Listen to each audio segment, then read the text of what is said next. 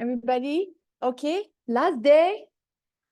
Thank you so much for sticking around so long and going through all the tutorials and all of the bugs and all of the great software deployment that actually happened as well.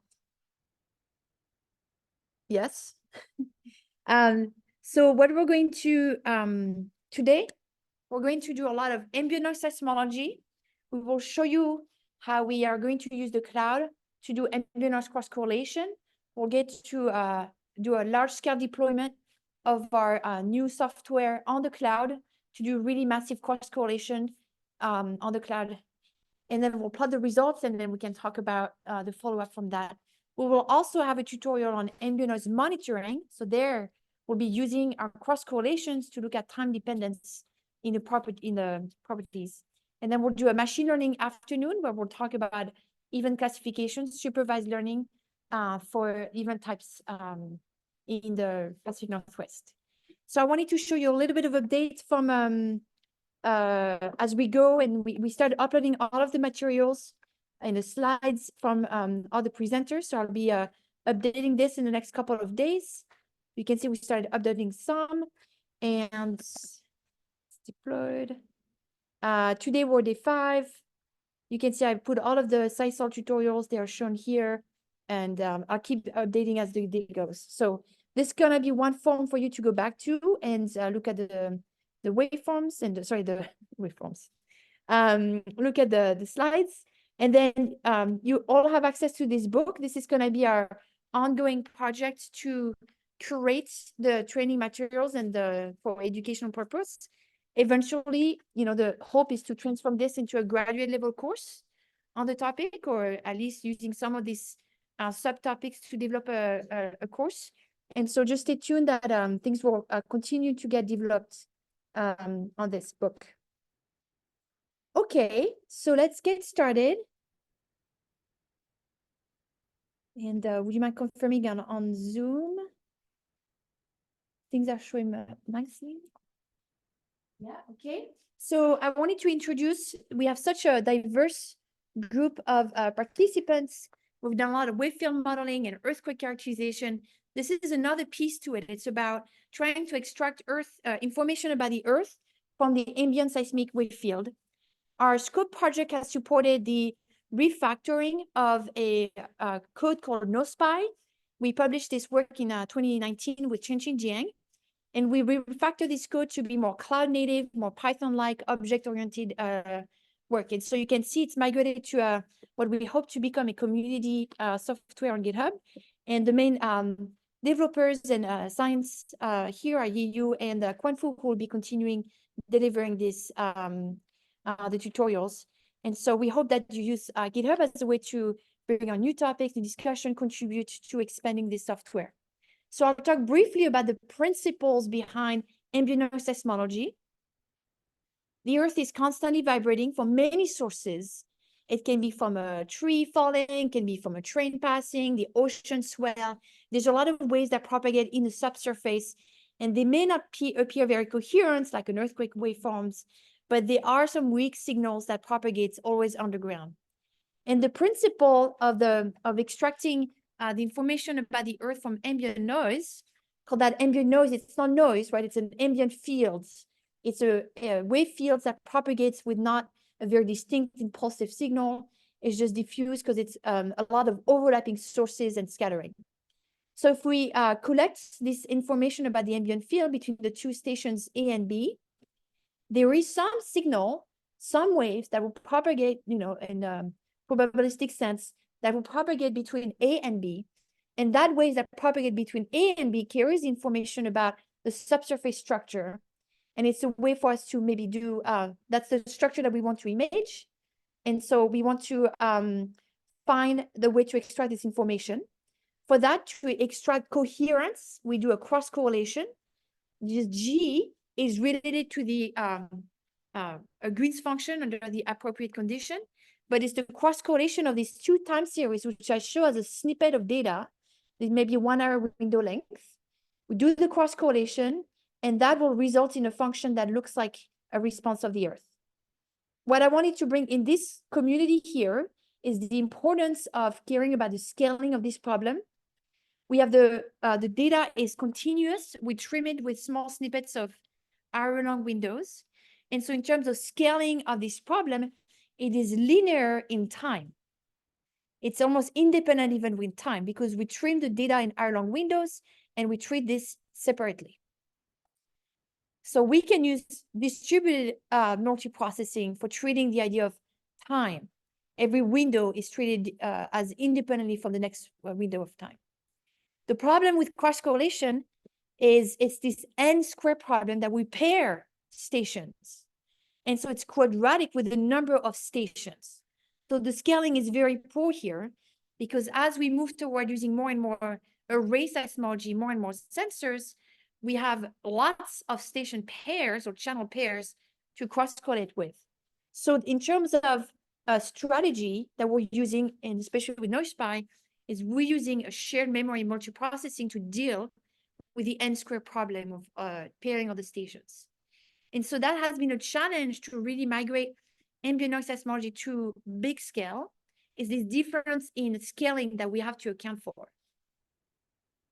Okay, but ambient noise seismology has done a great thing for our community, has transformed seismology. It's a subdiscipline of seismology. I'm going to show just the first few papers on the topic, but Nikolai Shapiro wrote this paper in 2005 where they used, doesn't look dense, but they used back then the continuous recording of the broadbands in Southern California. So the timing is important here because 2005 is just 3 years after the seismic network turned on the continuous recording. So the timing is there. The rise of this ambient noise seismology is right after the seismic network decided to record continuously the data.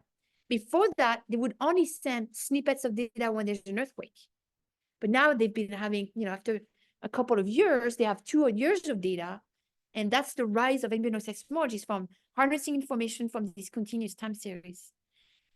And so at the crustal scale, using this cross correlation, they actually look like relay waves. This was, I think, one of the first time that we could do short period relay wave tomography at that scale. It used to be more mental, like structure, and longer period. So that has really transformed the field because we're using now broadband seismometers as virtual sources. So we can control where the source of this wave field is by considering this cross correlation.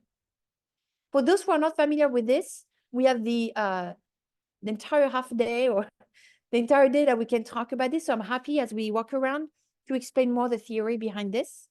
But anyway, the revolution there for seismology was now we can use every sensor and every continuous data to do things like what we used to do with earthquake waveforms, which was tomography. Another thing that's fascinating is people have been looking at temporal changes in the Earth structure. And so that, I think, is, to me, the next revolution in using this ambient field seismology.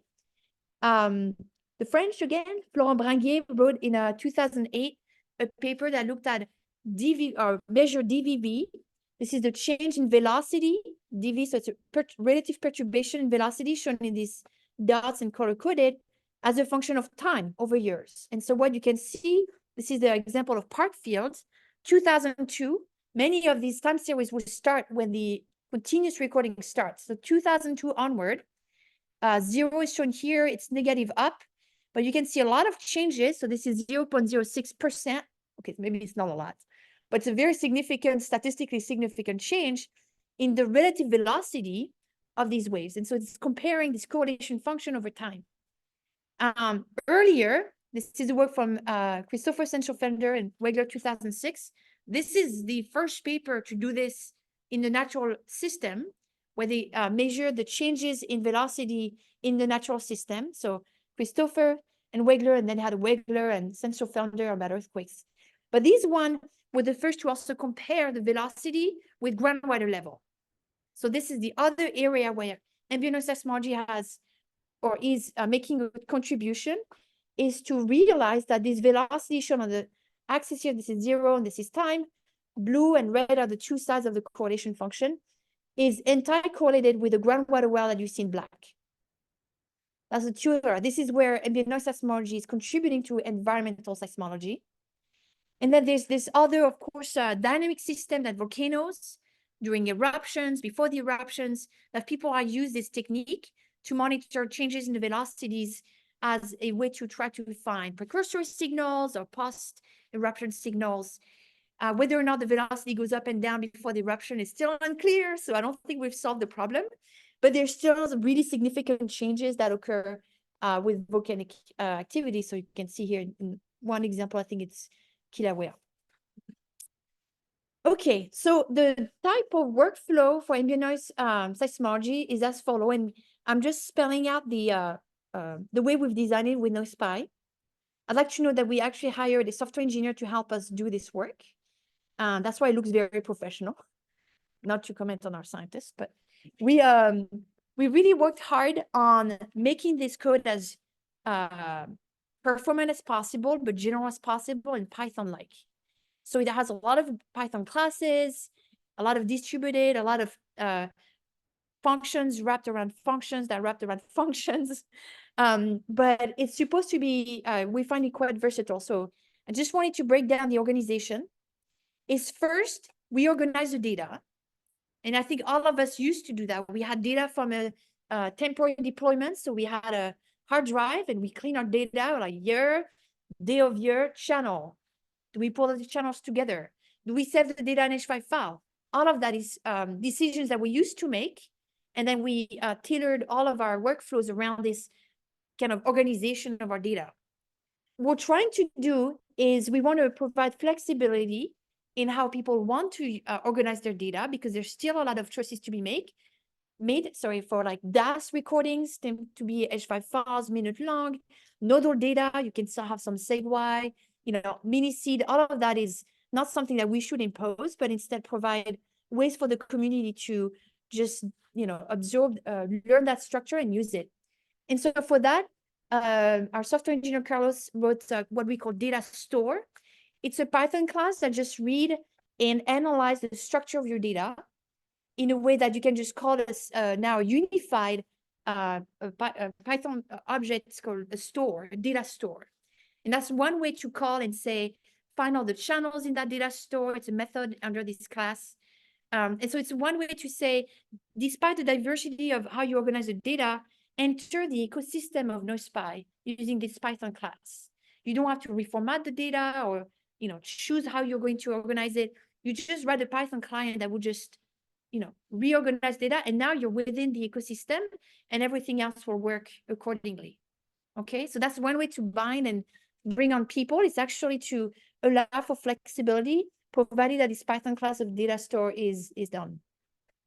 So we've done it, and you'll try it for the SCDC data. We also have one for the NCEC data. We have one for local deployment. We have one for DAS as an example. So that's the first part. That's what the data is. And then we do the core of this processing, which is pre-processing the data and the cross-correlation. And we do all of that under the function cross-correlate, because a lot of what we do is data filtering, detrending, whitening, which is already done in the spectral domain. So we work in the Fourier domain in a huge part of the workflow. And so this is bundled into a multi-processing, it's using shared memory, multi-processing of all of the processing, pre-processing, and cross-correlation under this function cross-correlate. It inputs the data store where the data was in. It will output a cross-correlation store, similar style, but now you have the cross-correlation saved somewhere else. You can save in NPY, you can save in H5, it's up to you. We do have opinions on what you could use. We can talk about that. And then we take an object, a dictionary called config, which will have all of the parameters of your processing. So window length, filtering, sampling rates, station information, all of that gets into one object. What you can see, in a way, this one object that has all the processing in, this is your key to reproducibility. This has all of the processing technique, everything else is one code that will read all the parameters and process accordingly. And so this config is one way that you can say, I'm just going to save the config file.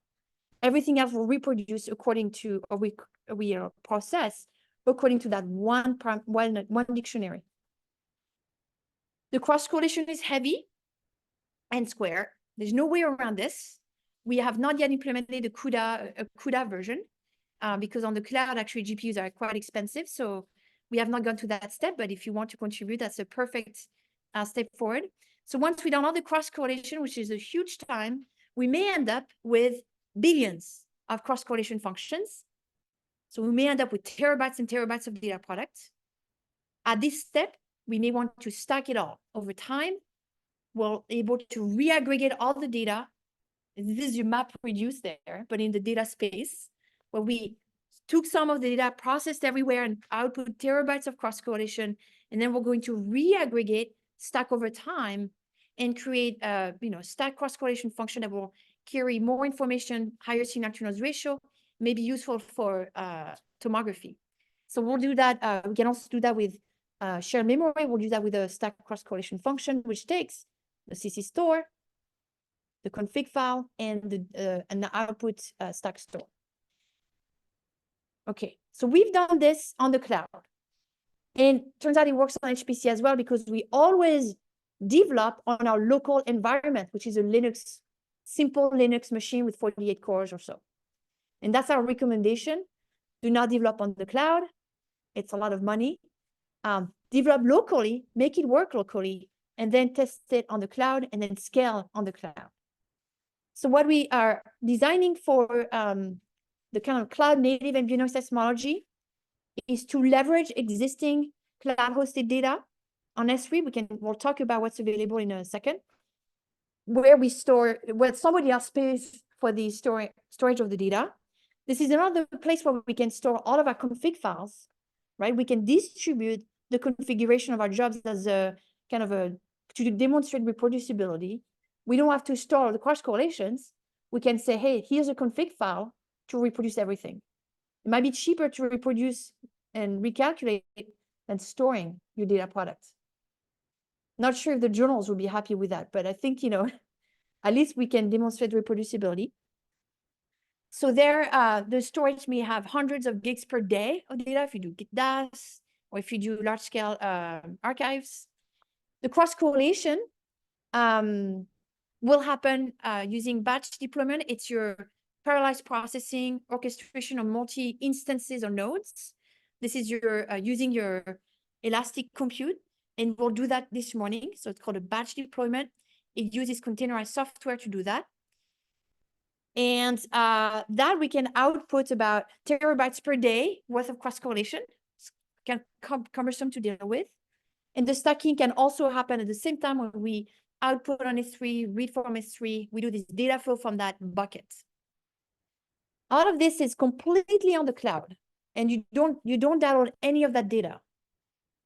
The science will come after, because you're creating these data products. The science is, I want to do Earth imaging, or I want to do the monitoring of the temporal changes in the Earth. This is what will get you to the science. So once you've created terabytes and terabytes and millions, billions of cross-correlation, and you've restacked them if you want to do imaging, we may use a Jupyter notebook to say, hey, show me all the move-outs of the waveforms. Can I get phase information, dispersion curves? Can I do ambient noise monitoring and calculate DV? And you can use for that a Jupyter notebook hosted on the cloud, reading these terabytes and data that you're not touching at all, right? All of that is still on the cloud. And then you can output your small data product, which might be your CSV file with the dispersion curve, or the velocity model, or the DV time series in a MongoDB, we'll call them Seismology, MongoDB type database on the cloud. That's what you can use for your papers, right?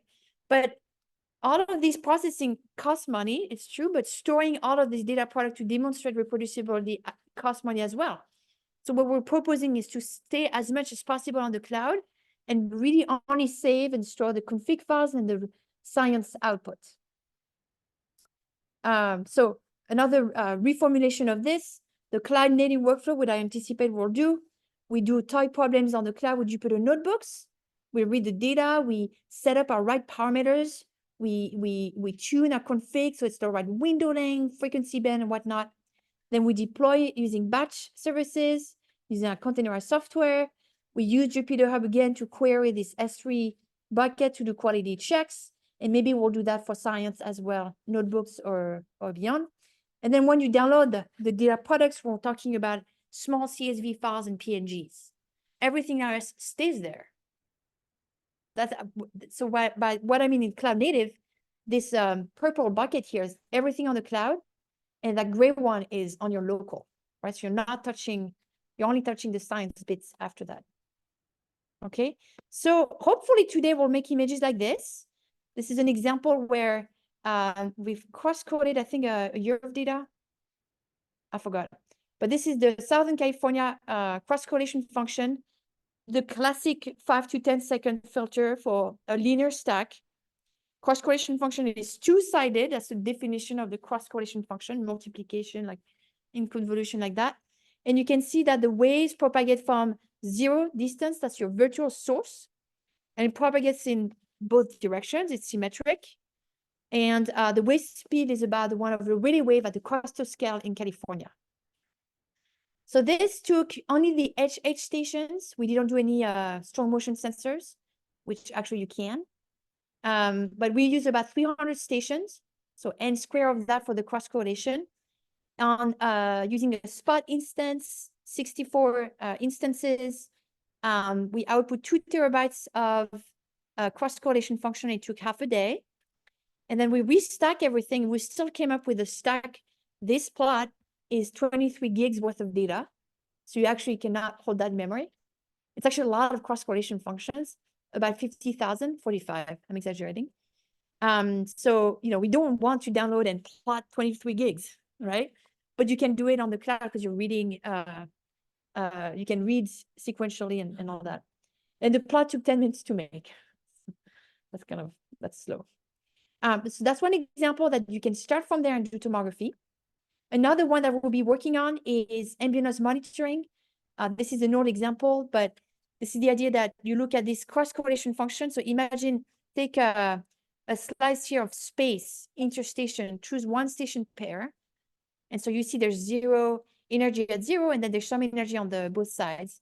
So that's what we're seeing here. There's some energy that arrives at 20 or 30 seconds, given the interstation distance. That's the normal speed for a Rayleigh wave. And then you can repeat this again, 2000s and beyond, 2002, 2005. You can do one every day, and you look at the temporal changes in the arrival time of these wiggles. And that's how you can get this DV time series. So these are the 2 science applications I want us to go over today. Getting to the point that we can do Earth imaging with NoSPI by building out this really massive database of cross-correlation function and extracting information from these this time series. Okay, very cool, I think, biased. So what we're going to introduce, so you and Quenfu are going to be also helping out for this tutorial because they're the scientist and software developer. What we're going to start doing is looking at this NoSPI tutorial SCEDC. So this is the data set that's already hosted on S3 on the US West 2 region. What's important there, and I don't know if we emphasize that enough, if your data is on a region, which is the physical place that has data and compute, the US West 2 region is in Oregon. And that's where a lot of the data for geoscience is. There's the SCEDC data, and there's a lot of NASA data, and I think there's also DAS data like Porotomo. So it's important that when we start a cloud instance, we choose the region where the data is. Okay, I talked about egress a little bit on Monday. If you're within the region, there's never a cost to query that S3. If the data is from somewhere else, there's a free version, but after some time, you'll start paying for egress from outside of that. Now it's 100 gigs per month that you're authorized to query from outside of your region, but with ambient noise, 100 gigs will go fast. So we don't want to query from outside. That's basically a couple of days of data for these big archives, right? So we want to choose a region when we get on S3, on EC2, that has where the data is. You may choose to also do NCEDC data in a similar way. We also have that. So that's the Northern California Seismic Network. It's on the East Coast. where the EarthScope data is currently also, not open, but there. So that's a different region. So if we go into that exercise and you decide to do Northern California or Southern California, we'll make sure that you're on the right region. And that archive is about 100 terabytes worth of data. It's 20 plus years of continuous recordings from the Southern California seismic network. All right. So for this exercise, we're going to start an EC2 instance.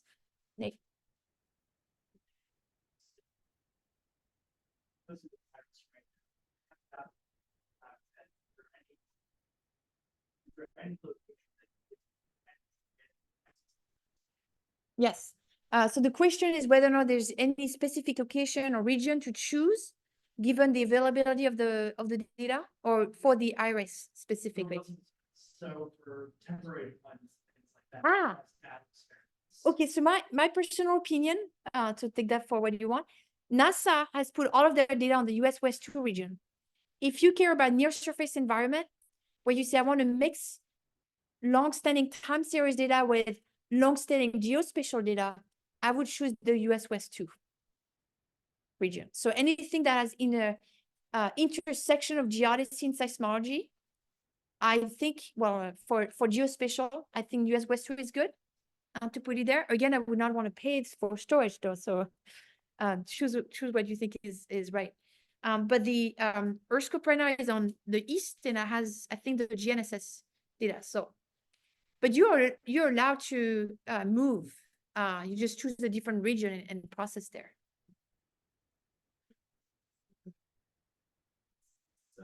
Yeah. Yes. Let's get going. This is a toy problem.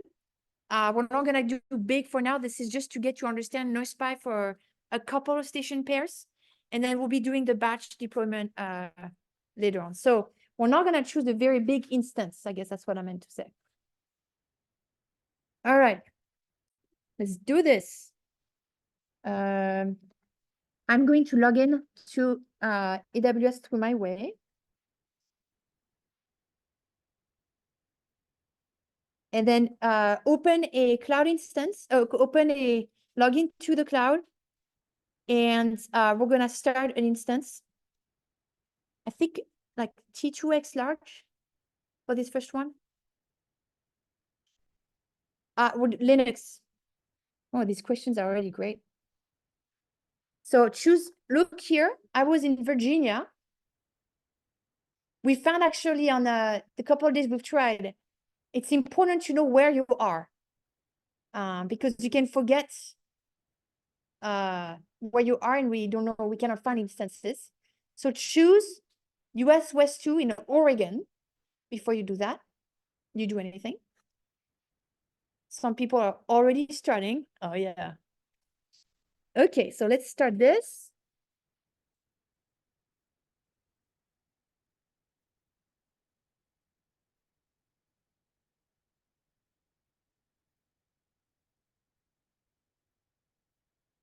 No key pair.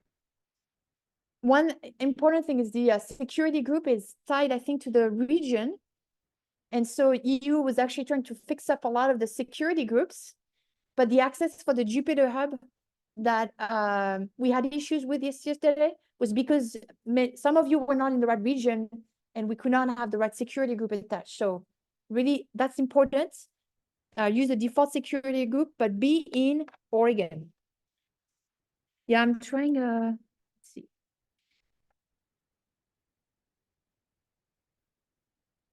I'm going to T2X large. Another thing I wanted to bring up, the on-demand price is going to be what it is. The spot price is going to be 10% of the cost. So you can already reduce a lot of the cost by choosing a spot instance, which you see in the advanced setting, advanced details. If we go all the way down, you can choose spot. Okay, you'll save a lot. And that's it. Yep. What did I miss? Yep.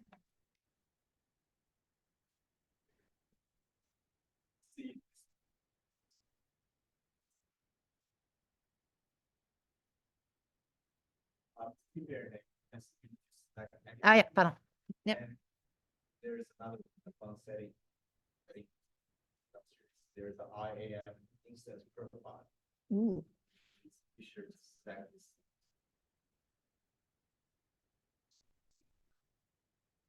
Proceed with that, keeper, and correct what I just said. Use the IAM instance profile scoped workshop 2024 in the advanced detail and the spot. Yes. We want more storage. No, we're not. So the most of the data will be on S3. I think for the toy problem, it will be fine. Yeah. There cost implications for changing storage size. It's a little bit more.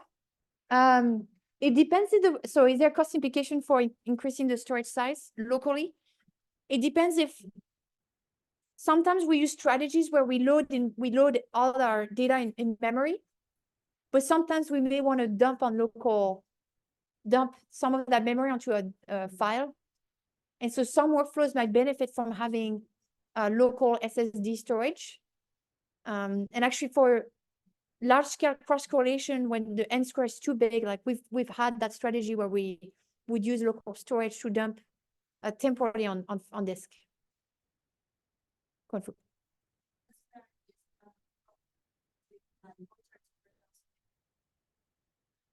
Okay, if you want to keep the instance for the next for the entire morning, recommended to go bigger. What would you recommend, Kwanfu?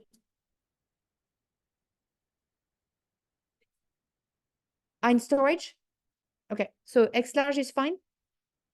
But then storage, you recommend we go at what, 16? 20? And I will repeat that.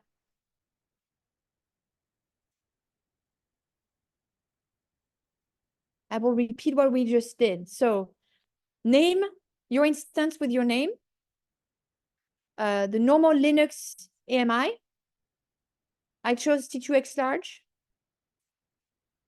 Proceed without key pair. Default security group. 20 gigs of storage, so you'll keep that for the rest of the morning. Advanced details.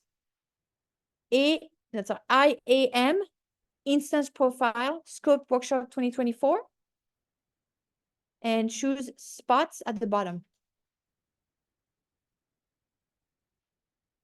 Everybody got it?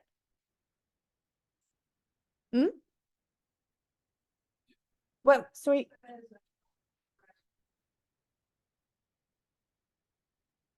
Are you in the right region?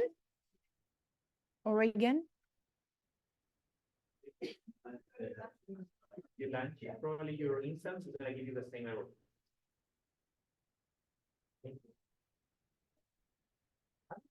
I'm admin. I'm admin, so I have different. Okay. Yeah, you can for that. Let him process. What do you have? A word for Teresa? Are you in the 80? Yeah, okay.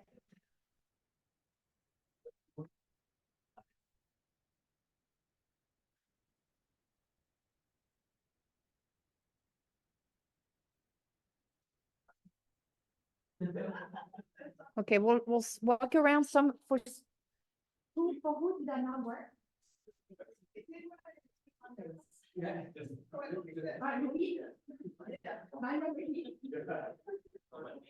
it again.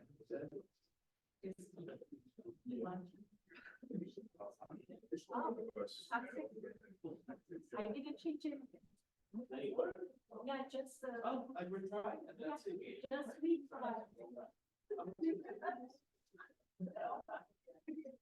I didn't see.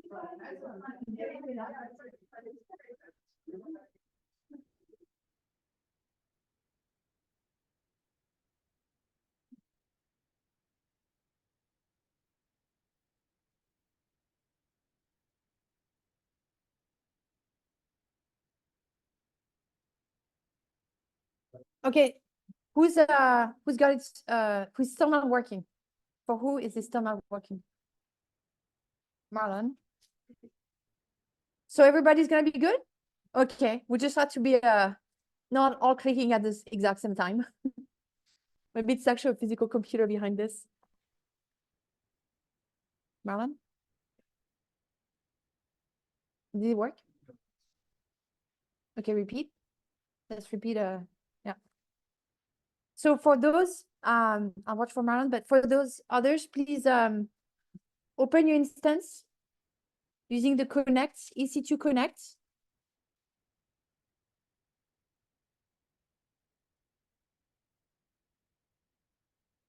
And as you do so, we're going to, if you want to go back to the book and grab the command line to install Docker.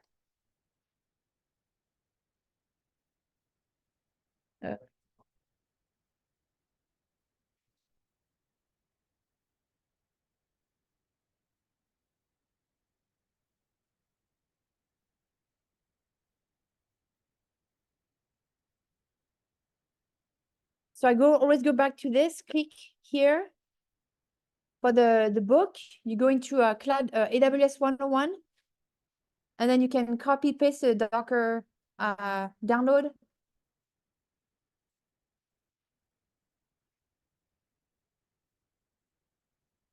Yeah. Yes.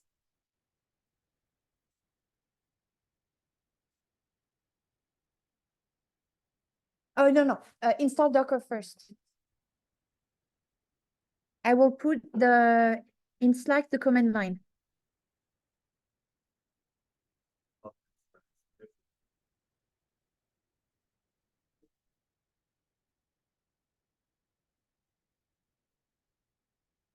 Install Docker.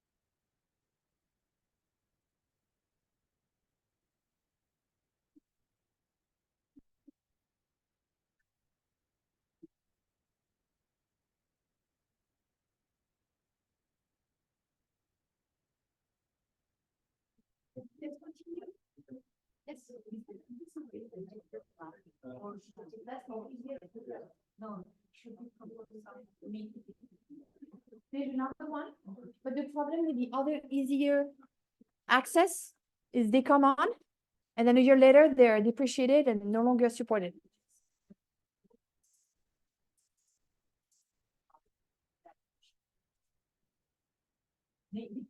No. So this is the difference. I think what Gary was talking about, deployment software versus research software, right? Deployment is ready to go, click once, it's very specific. And we're providing the research software, right? So we have the guidelines that are common for everybody. Here's how you get on the cloud. And then I'm using this to get started, but then I'm looking into the specific NoSPI to try. There's other ways to get to the cloud that are much easier. And companies start And then 6 months later, 1 year later, they stop. We tried Terraform, there's Coiled, all of these things that come on and off. We don't want to teach something that's just gonna be obsolete in 1 year. So we're just doing the hard way because that has been the same thing for the past 10 years.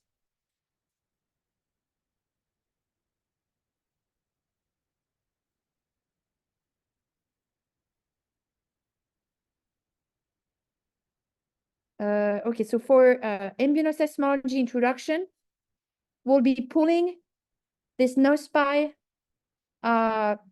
image that is also hosted on the scoped container registry. And after that, we're going to open a Jupyter Hub. You've done that a couple of times. Every single argument to this line of code was found to be working and is there for a purpose. So Quan4U worked a lot on this a week ago. And every one of these arguments is why it works. So don't bypass and not put all these arguments. The reason why it can't be easy is because everything here has a purpose.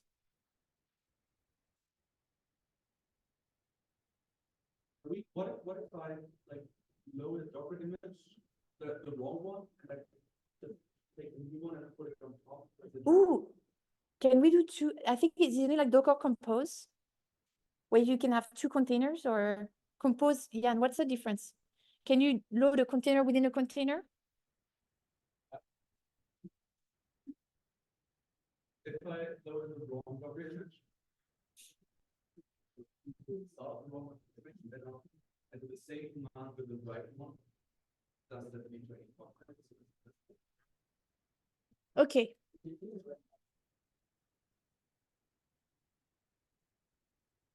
Who's pulled?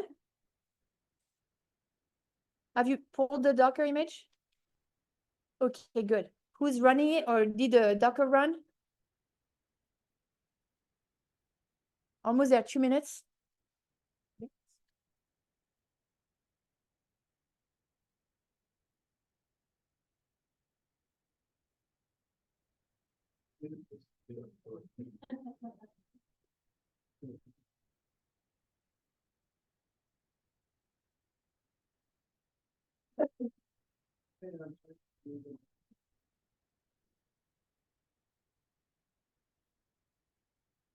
All right.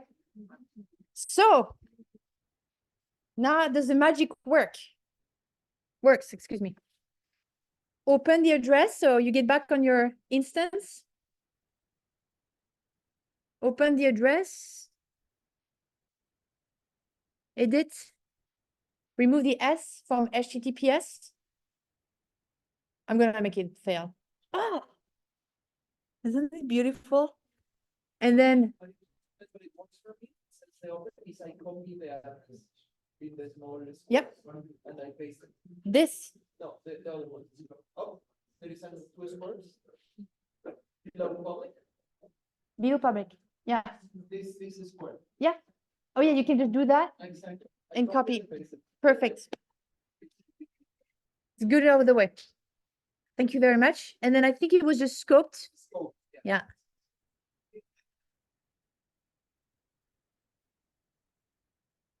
Voila. So that is easy. Thanks to the debugging of you in Quanfu when it works. So we'll get into, so there the container has all of NoSPI. And we will go into the tutorials.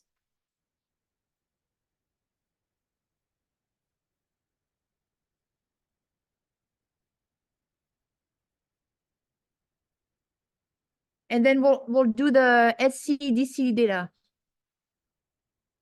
tutorial. NoSPI SCDC data, but you can see there's the NCDC data as well that you can try. That works. Although you're not in the right region for that. So NoSPI, see here, SCDC data tutorial. It's small, so let me make it bigger. Let's see if that works. Ah. Ebru, this one? SCDC data?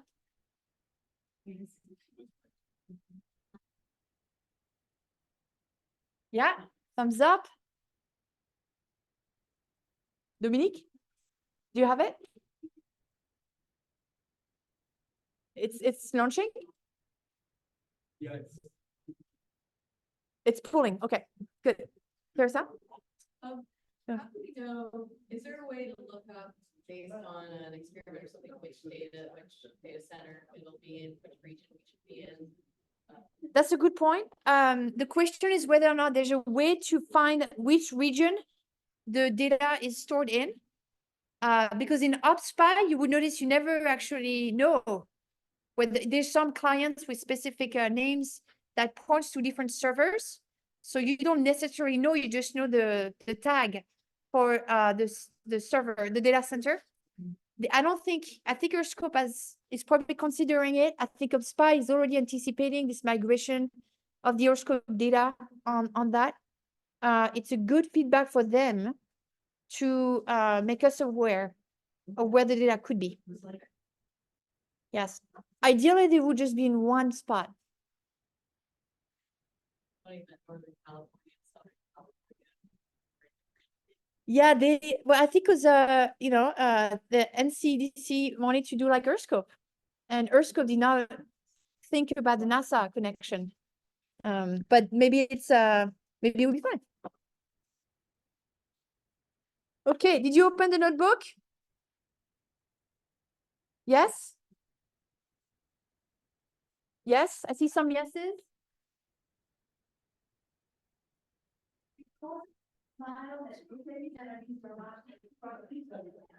Okay, that's good. We're starting.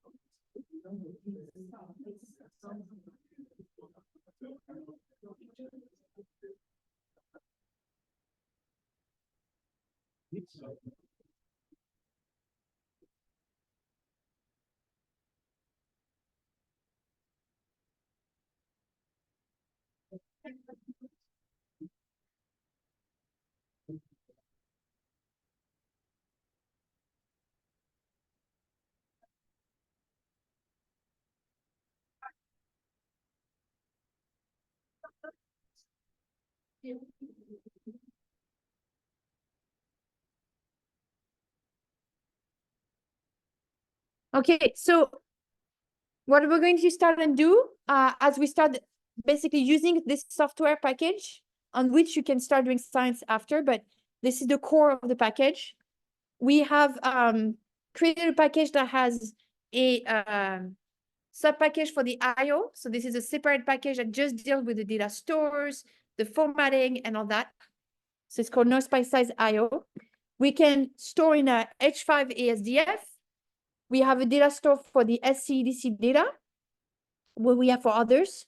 We have a bunch of functions and config parameter and channel. And so what we're going to do is preparing our local storage SCDC data. We're going to we're going to download the data from S3 to local. And then we're going to create the path for the data, the cross correlation and the stack. As you run the cell, you see that there's a storage option here. This is found because we'll be querying the S3 bucket and with an anonymous call. So I think that's to automate when the S3 bucket is public. Okay, so the S3 data, SCDC data on S3 is in this bucket called SCDC PDS, continuous waveforms. They have other data products, which I think we start exploring maybe on Monday. And we'll be looking at earlier in the time series, but you can choose the different years and month or days that you want to work on. And to create a time range, so that's going to be the period over which we'll be doing all the cross correlation for this couple of days or so. So start and end of the period time. And it will create this object that has the start and end time of the experiment. We'll be reading the station XML. And this is found also on the S3 bucket under the CI network. because they store other data as well and other station XML. Station XML are going to be all of the metadata for each station, each channel, instrumental response, and everything. So because we're comparing different sensors, this time we have to remove the response. Otherwise, they're going to have very different sensitivities and gains. So this is a step where as we compare and link two different instruments, we have to remove the response to make sure we're comparing apples to apples. Okay, so then we're going to set up our project configuration. That's how we call it. It's the parameters to perform audio ambient noise workflow. And it's captured in one object config parameters. We can store that as a YML file for batch later on. But the point of this is to see what are the steps to the cross correlation. And if we're happy with the window length, the filtering and all that, we can use then this configuration for batch deployment after. Okay, so this is the local toy problem experiment. So we get a hand on like what the local noise structure is and things like that. So there is a lot of these are inherited from how we started NoSPI. We have the start and end dates. A core is for a single station correlation function. X core for the interstation correlation function. Inc hours is going to be this increment of time. We'll be storing data every 24 hours. It's going to be our time chunk. We'll be parallelizing actually within that time chunk. We are going to downsample the data to 20 hertz. The CCLAN. Excuse me, can I do this? These are the core parameters of the ambient noise cross correlation. Sampling frequency, so we're only going to work until 20 hertz. For interstation correlation in regional networks, that's sufficient. You're never going to have signal above 2 hertz. So we can downsample to make it a lot faster. For DAS, this might be more like, 200 hertz, right? So if you have very small spacing between the channels, you may want to keep the very high frequencies because you will see it. For broadband seismometers, where you're looking at waves that propagate some distance, they will be too attenuated anyway, so we can downsample because we don't anticipate seeing high frequency signal. We're going to do we have the continuous day-long time series. We have a 1 hour cross correlation function, and then we're going to do a step of half an hour, 1800 seconds, and redo the cross correlation function. Step again, 1800 seconds, take 1 hour. So we have this 50% overlap in the time window for the cross correlation function. And it was found that the more overlap, the faster the convergence of the correlation function. You're basically doing a lot more correlation function by taking more of the time series, just offsetting time. These are going to be 3 component seismometers. We will be using the response files. I forgot if, yeah, this is if you have stored the station XML somewhere, then you can put true. If not, we can use the inventory. Noise pre-processing, here we'll just look at 20 seconds 2 hertz cross correlation function.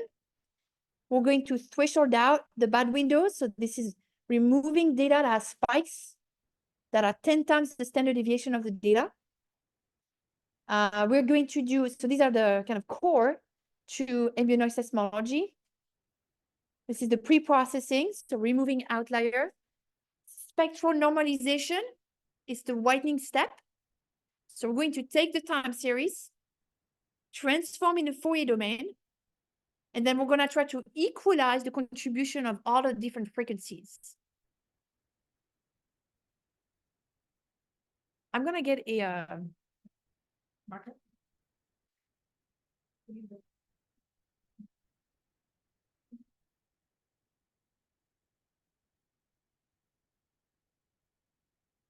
has not heard of whitening, spectral whitening before? No? You can raise your hand, it's okay. Spectral whitening. Shibin, you like. Okay. The cross correlation function, it's taking, remember the seismogram, cross correlated with the other seismogram in time domain. This in frequency domain is the multiplication. Right, so we take U hat times the conjugate of B because of this phase shift. So this is multiplying, excuse me, two Fourier amplitude, two Fourier transforms of two time series. Okay. And so you're in the amplitude space, it's going to really multiply two Fourier amplitude spectra together, right? Because we're doing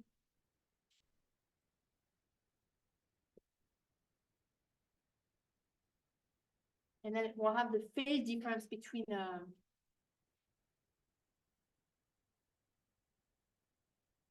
doing a phase lag between the two, but you're multiplying the Fourier amplitude spectrum, right? The Fourier amplitude spectrum of a seismogram can be crazy. Something like that in a log of A. You can have spikes when you have monochromatic signal that dominate. Log of F. And so if both A and B have the same Fourier amplitude spectrum, the cross correlation is going to square the Fourier amplitude spectrum. So any spike that is seen both in A and B is going to be magnified, right? And so in order to avoid having this monochromatic effect in the correlation function, we often divide by a smooth or a normalized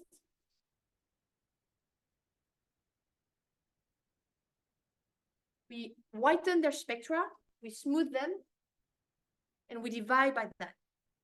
And it could be that we just wipe the entire spectrum and say, this is 1 for all frequencies. This is equalizing the contribution of all frequencies in the signal. So that's what whitening does. It's very, very important in cross-correlation function to do. So that's why I wanted to spend some time on it. So the spectral normalization chosen here is a root mean square average. So we're smoothing over the spectrum and divided by it. Okay. And then we're doing it over 10 points. So that's pretty arbitrary because your DF depends on the window length and the sampling rate. And here we're just saying points. We're not saying an absolute frequency.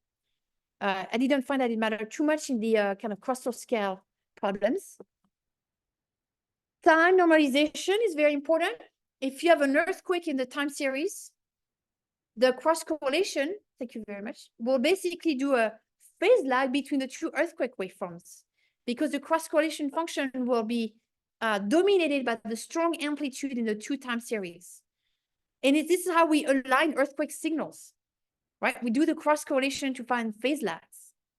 So we are not trying to get the phase lag between the earthquake signal because they have an apparent move out that depends on the aperture of the orientation of the source and the receivers. We're trying to get to the wave field in between the sensors. So for that, we're going to, there's different strategies to do the temporal normalization. Some of you may have heard of 1 bit. So it's one way to say the amplitude is either 1 or -1. Extreme nonlinear processing. This break wave physics, right? Because you're applying a sine function to your time series. So this is where a lot of the science may go different from the how much can we explain from theory versus how much do we do in practice. Once you do a sine function to your operation, the physics break. There's no more, it's not easy to do any theoretical work on ambient seismology. The thing is, in practice, this thing works. And so it's very nonlinear physics, but it really alters the wave field and changes the nature of the correlated wave field that in a way that really stabilizes our measurements. And again, we can do, if you were to do an RMA or not, so there's different arguments. You can do a smoothing that's envelope-based effectively. Then you can also have a point. Here we're going to do the X-core cross-correlation. There's different ways to normalize. You can normalize here by just one of them or both. And so that's going to be the deconvolution or the cross-correlation. And then finally, on the output side, you can output every single cross-correlation function but you can see this could become a lot of data and maybe not interpretable at the single correlation function. So you may choose to substack every, 10 hours or 3 hours or something like that to manage your data volume, but also to have a coherent signal that's sufficiently interpretable in what we store. So this is how we configure NoSPI for the majority. And so that is not initialized. Okay. We're going to create the folder where the data gets stored, and then we're going to start doing the cross correlation. So in this cell, there's a lot of stuff that has been commented because we were testing it out. Here we're creating a list of stations. It's a manual list, and we can increase as we go. There's other ways that just takes all of the data that's available. But just for the sake of trying it out, these are my favorite SoCal stations. Very stable rock next to the basin. This is on the San Andreas Fault, and this is Big Bear. It had an earthquake. And then we're going to load the station data. We're going to create the catalog of station XML, a channel catalog. We're going to write the row store, the data store for the data that's on S3. It's not going to read and download the data. It will just map it out and index it so we can query it. And then we're going to create the H5 data store, H5 store for the cross correlation locally. So that's just setting up the stage for the flow. We're going to make sure that the data has the right time span. So your row store has methods in it that you can query. If you don't know which days are available, you can use this get timestamps to do it. I should also say that in the raw data store, if you look here, we also filter the type of channels we want to look at. So that's important because these days, there's maybe like 100 stations, and here we're just selecting 3. So how do we filter for the channels we want? And so there's a channel filter methods that would select for the stations of a specific network, a specific name, and maybe a specific even channel.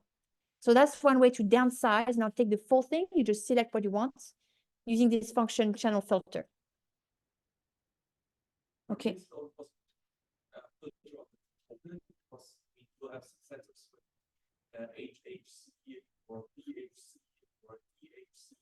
That's what we're doing in this step. This selection here, sorry. I don't know why. Maybe have like all independent of if it's broadband, if it's a 1 sec. Oh, do we have wildcards? I guess that's also what you could ask for. I think we do. It's important, yeah. So it's important to know BH is for the 40 hertz data. HH is the same instruments, but stored usually at 200 hertz or 100 hertz data. Since we're looking at 20 hertz, we don't need 100 hertz. We're just gonna get the sampling rate that's closest to our goal because it will save time. It's the same instrument. But yes, I think we support wildcards because we tend to do everything. And also you don't want to take cross-correlate for the same sensor with a BH and HH because they are the same response at different sampling rate. So you just want to make sure you select the channels that have unique stations. That makes sense. Or at least unique sensors. Okay. So on the channel list, we're ready to read the station XML. We made a list of all of the channels available in that data store. So the get channels in the store is going to create you a list of all of the channels available in what was configured. And then we're ready. So let's go and cross-correlate. We love logging messages. So NoSPI right now has extensive logging outputs. It really helps to debug. So we are, what you'll see in pink is going to be a lot of the logging, but you can see the progress as the data gets read. So here we read these timestamps, 20 hertz for RPV, and it will show the memory usage and where we are in the process. It's not really fast code if you're just doing a toy problem, right? It's built in for the big computing. And so the early stages of reading the station XML, just doing a day or two of data, it's not efficient. And I think Gary was also saying, you know, if you can do a serial job for small data, don't try MISPASS, right? Because it might be a lot faster for you to do the toy problem on your own. This is just meant to be for deployment at scale. If you actually code in Julia, who codes in Julia? Who's coded before? Do you know of Julia, the computing language? Yeah. The hidden gem for scientific computing. It's another computing language that's pre-compiled. When you open the terminal and you launch Julia, it will pre-compile everything. It maybe take minutes. And then it's really fast. But it takes minutes every time you open it. So that's inefficient for debugging, right? So a lot of the time here is spent in reading the data, removing the response. And turns out you tested on Monday, the read from S3 is pretty fast. Right, so that was only the pre-processing we just spent some time on. Now it's doing the computing, the FFTs. It's cross-correlating, save the cross-correlation, and it's done. It's not very fast, but it's done. So what we're gonna do now is we're going to stack them. We stored, I think, all the cross-correlation. So every cross-correlation for every hour is stored, and we just want to stack for a day. And so we'll set up the stack store. And we're going to configure, we're just going to pose a simple linear stacking, but there's many options. You can look at Giata's paper that came out. We tried all different kinds of stacking strategy, like phase weighted stacks, robust stacking, and root stacking and things like that. So we'll just do a linear stack for now. You can query the stack store to see all the other options. So here they are. We're gonna try to see what station pair we can stack. So we cross-coded BBR with RPV, SVD with SVD, RP, you can see everything you have. And then we'll stack. So first we cross-coded everything. Now we're reaggregating and stacking. The intermediate products are in a H5, local H5 storage. Stacking tends to be fast because you're just aggregating and doing an average. So now the data that was on a cross correlation is also done now in a stack, a new file, a new stack. We're going to read the stack, so read the stacks from the stack store, and then we'll use the function plot move out. That's just a clean, quick matplotlib view for looking at this cross correlation function. So only 3 are shown here. I think it's just a single channel ZZ. We have 3 stations to start. So we have an autocorrelation function here at 0 distance. We have one at 25 interstation distance and one at 100 kilometer. So this is just 3 cross correlation function, but there's all the 9 components stored locally. Who's done this? Who finished? Yeah, it's a click and go on the notebook. It's too easy, right? We're not learning much, but yes, Felix?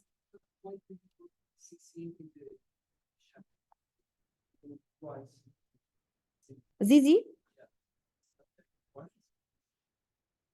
ZZ is the cross correlation of the vertical component of the station source and the vertical component of the receiver. Okay. So, yeah. So the E and Z at the station source A. At B, we also have E and Z. So we can create 9 functions, 9 pairs of components for the 3D components. So ZZ represents the vertical to vertical. It tends to have the highest signal to noise ratio, mostly surface waves. And it's the reason is the horizontal component of seismometers are noisier due to tilt. And so they tend to correlate less well, a little bit noisier, but you can still use these other components. Yes, we would do that at the end because the rotation is linear doing the rotation every day would be a redundant operation. So we first cross-coded, stack, and then rotate at the end. Actually, maybe we have that implemented, which would be something to debug. Okay, so we'll have a break now, but I'm happy to have questions about the science, the cross-correlation itself, the cloud, anything. You can keep your instance open because we'll be using that for the next tutorial. Jyoti?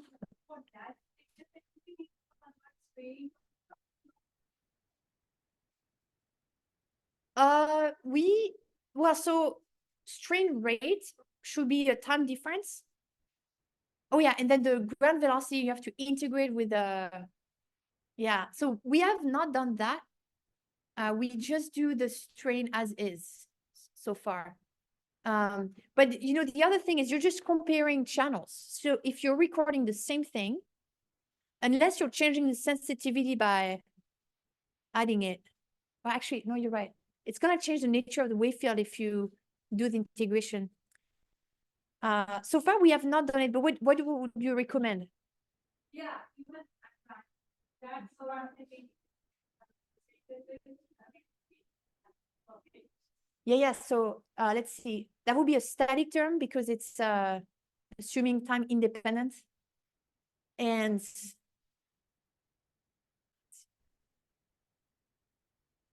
you should be able to do it at the end, right? Because you're just doing a product of wave speed in front of the seismogram.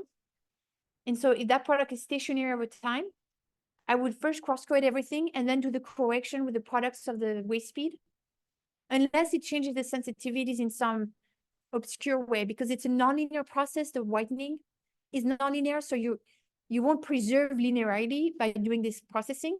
And so it could be that doing it at first may make sense.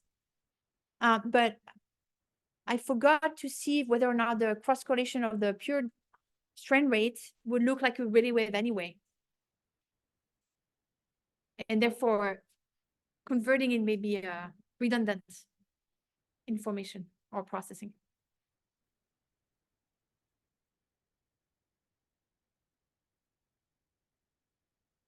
Yes, she may.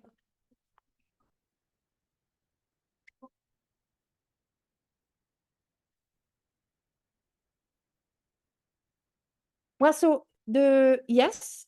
So the reason why there's the logging information for time.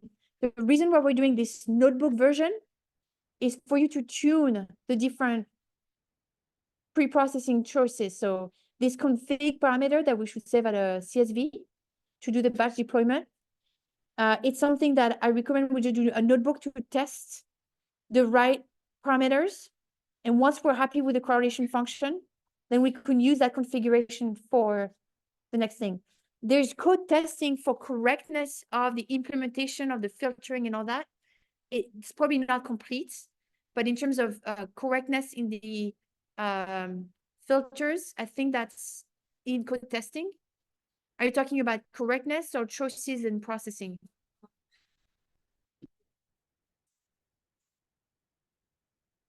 Yeah. So I think doing a notebook and experimenting visually is gonna be a strategy.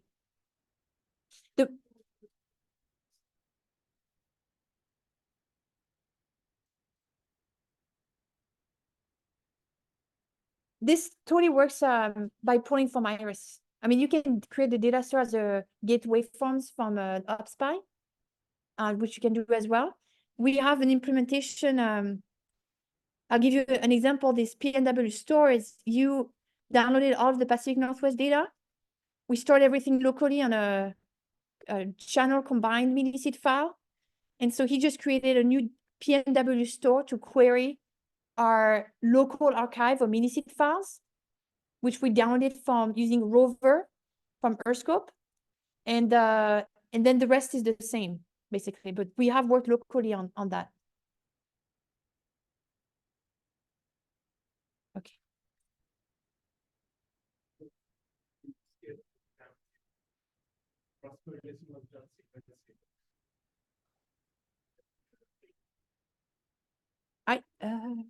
I think it's using whatever parallelization is available. Yeah, I think it's doing a PMAP. It's doing a shared memory on the CPU, but I use a small instance. How does it distribute that? Like, one space. Yes. The pre-processing and cross-correlation. So pre-processing, I think is done using the multi-processing tools from Python natively. And then it's doing that pre-processing on the channels. And then the second step of cross-correlation. So once it's recollected, it's parallelizing over channel pairs. I think so. It's using a list of channel pairs. It's parallelizing over that using shared memory. But we're only using the Python-based multiprocessing package. No Dask or anything. Yeah. Yes.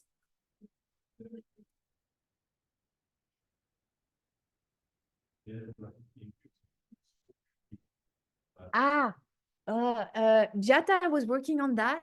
We have not yet included the tilt, but it would be a great contribution. And I know Jata was working on a second package to do the tilt correction. Yeah, yeah. But can you correct the tilt at the end of the correlation function, or do you see benefits in doing or are you doing any of the compliance and tilt transfer function before you do the cross correlation? You do? Okay. Yeah, and so it would be great if you were interested in contributing to that. Yes, Hilary.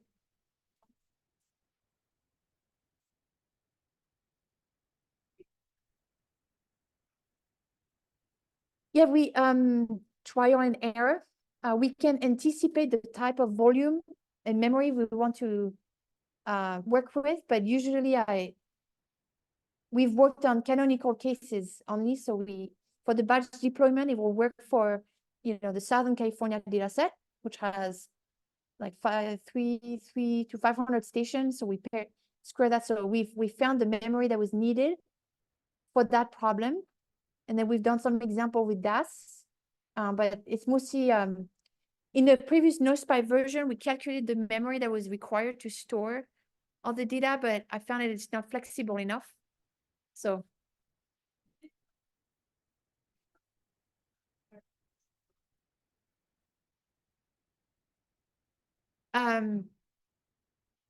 it reads all the day-long time series, and then it cuts it and do the cross correlation for each of the 1 hour.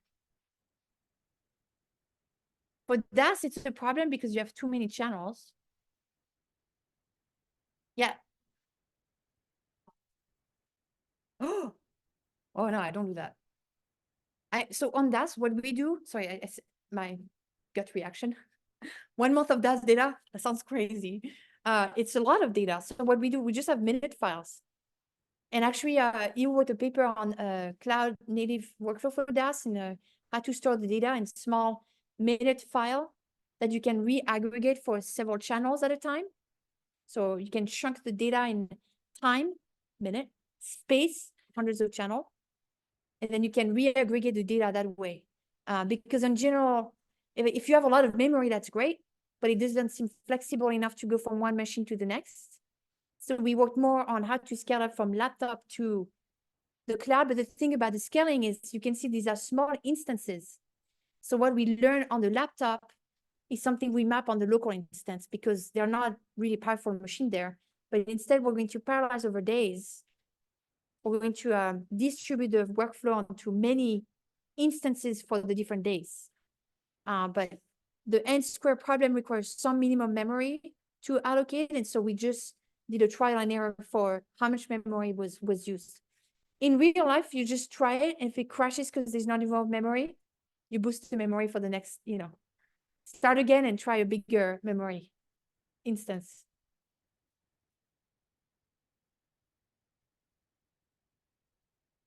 Okay, let's have a quick break. Yeah, coffee, go outside. You see, it's beautiful. It's so sunny and hot. Don't you want to? And use Slack if you get locked out. Okay, let's reconvene. in like at 45? That works?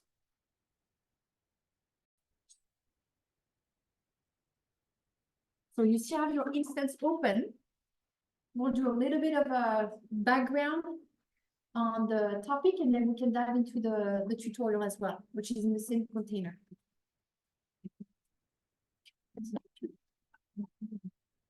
On the lecture, you can click on the Google slide. Yes. Excellent.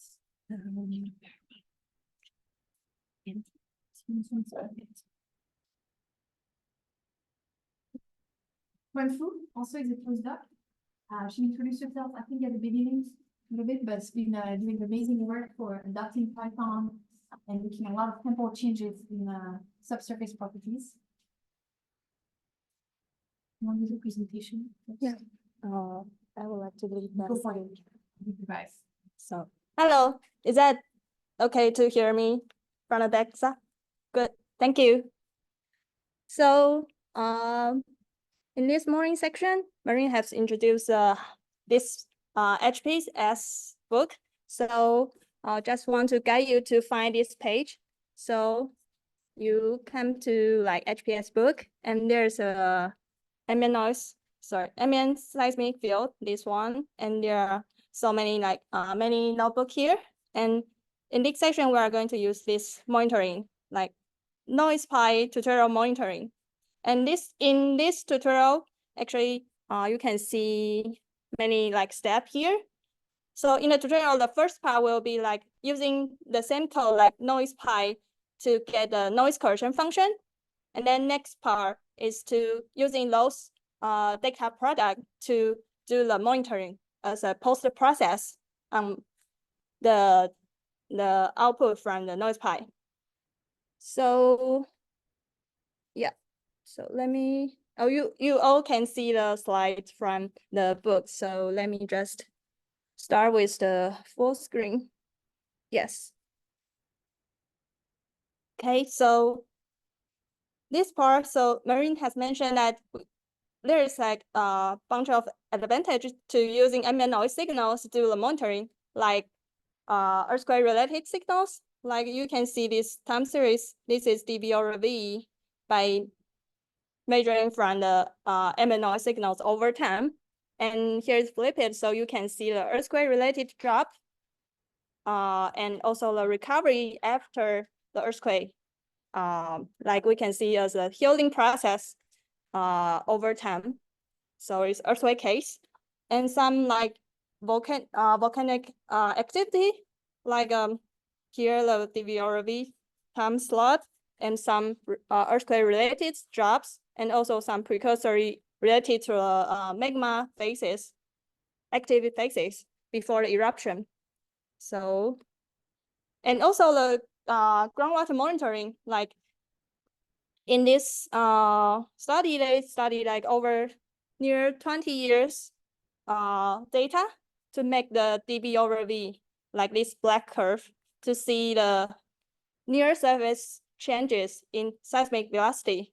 And it correlates with the groundwater very well. And seems like we are seeing the near surface hydrological response of the seismic properties.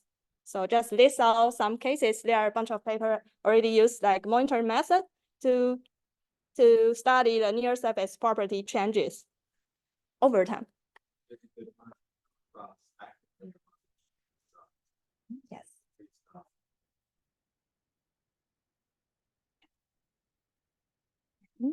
So just one, not going to do too details about the method, but just want to introduce how we use these ambient noise signals to measuring the velocity change. So basically, we are using the we are measuring the time shift in the coda wave, which is multiple scattering in the medium. So take this figure as an example, like station A and B. So when we cross-correlate the continuous waveform between A and B, we will get like this function in the anti-causal, causal part and anti-causal part as a empirical Green's function. And then actually after the first arrival, and then we will see the long tail of the coda waves, which is the multiple scattering in the medium.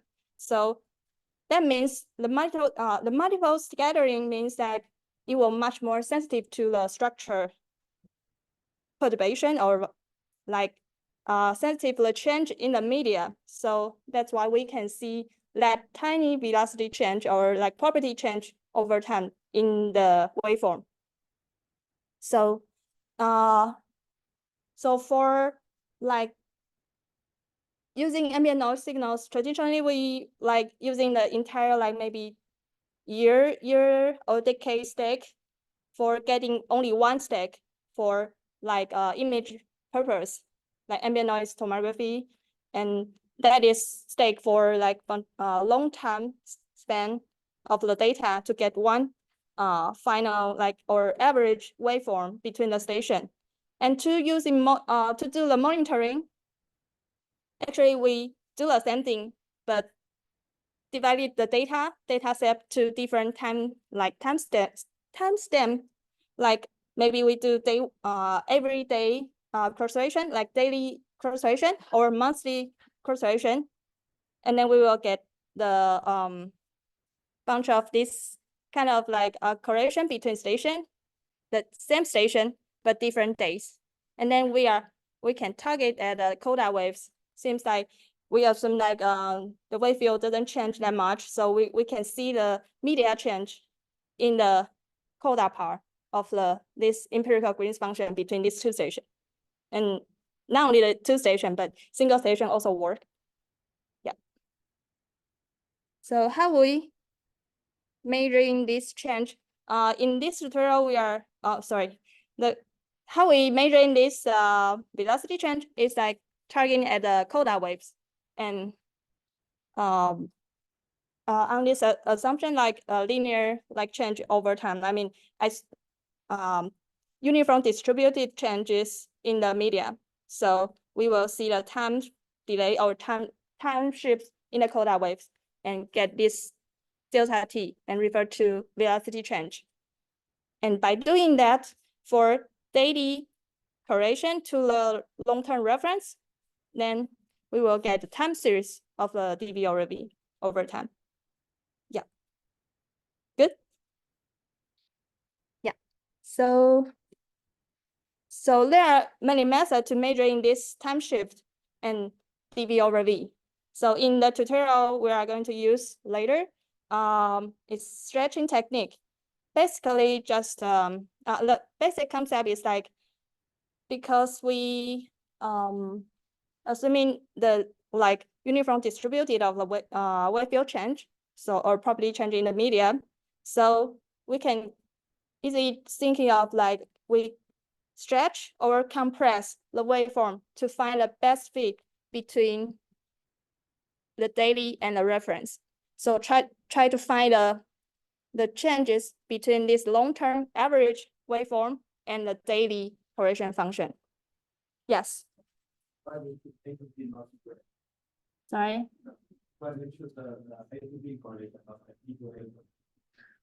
You can do both. Sorry. So you can do A to B and also B to A. Yeah, because in this waveform, A to B just a source, virtual source for A to B. And if you do B to A, it will be on the cultural part. So it will be one is a cultural part and the other one is the anti-cultural part. So it will be you can measure in the two sides. Yeah. Because these two stations, the correlation between these two stations are mostly sensitive to between these two stations, the wave field between these two stations.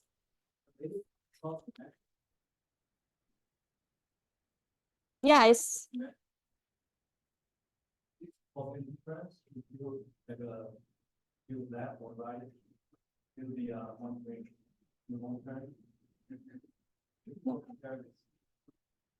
It does make a difference. In some cases, it's very asymmetric. We don't quite understand the single wiggles in the coda waves. They can come from many different sources. And it's a non-unique inversion to find what scatter causes that. And so at this stage, the dV is not the shear wave speed or the P wave speed, it's this bulk average. And so often, for lack of understanding of the coda, we have just done this averaging of both sides.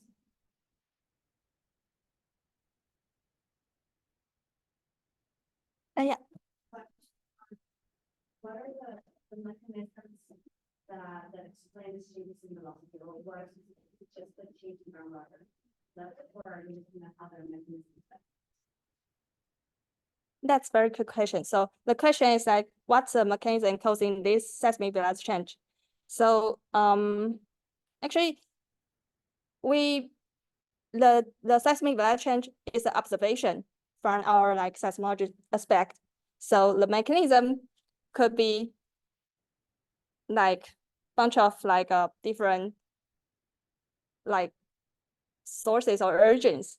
So like earthquake, when earthquake happen, it do like causing like fracture in the fault zone. I mean, damaging the fault zone, and also causing the drops in velocity.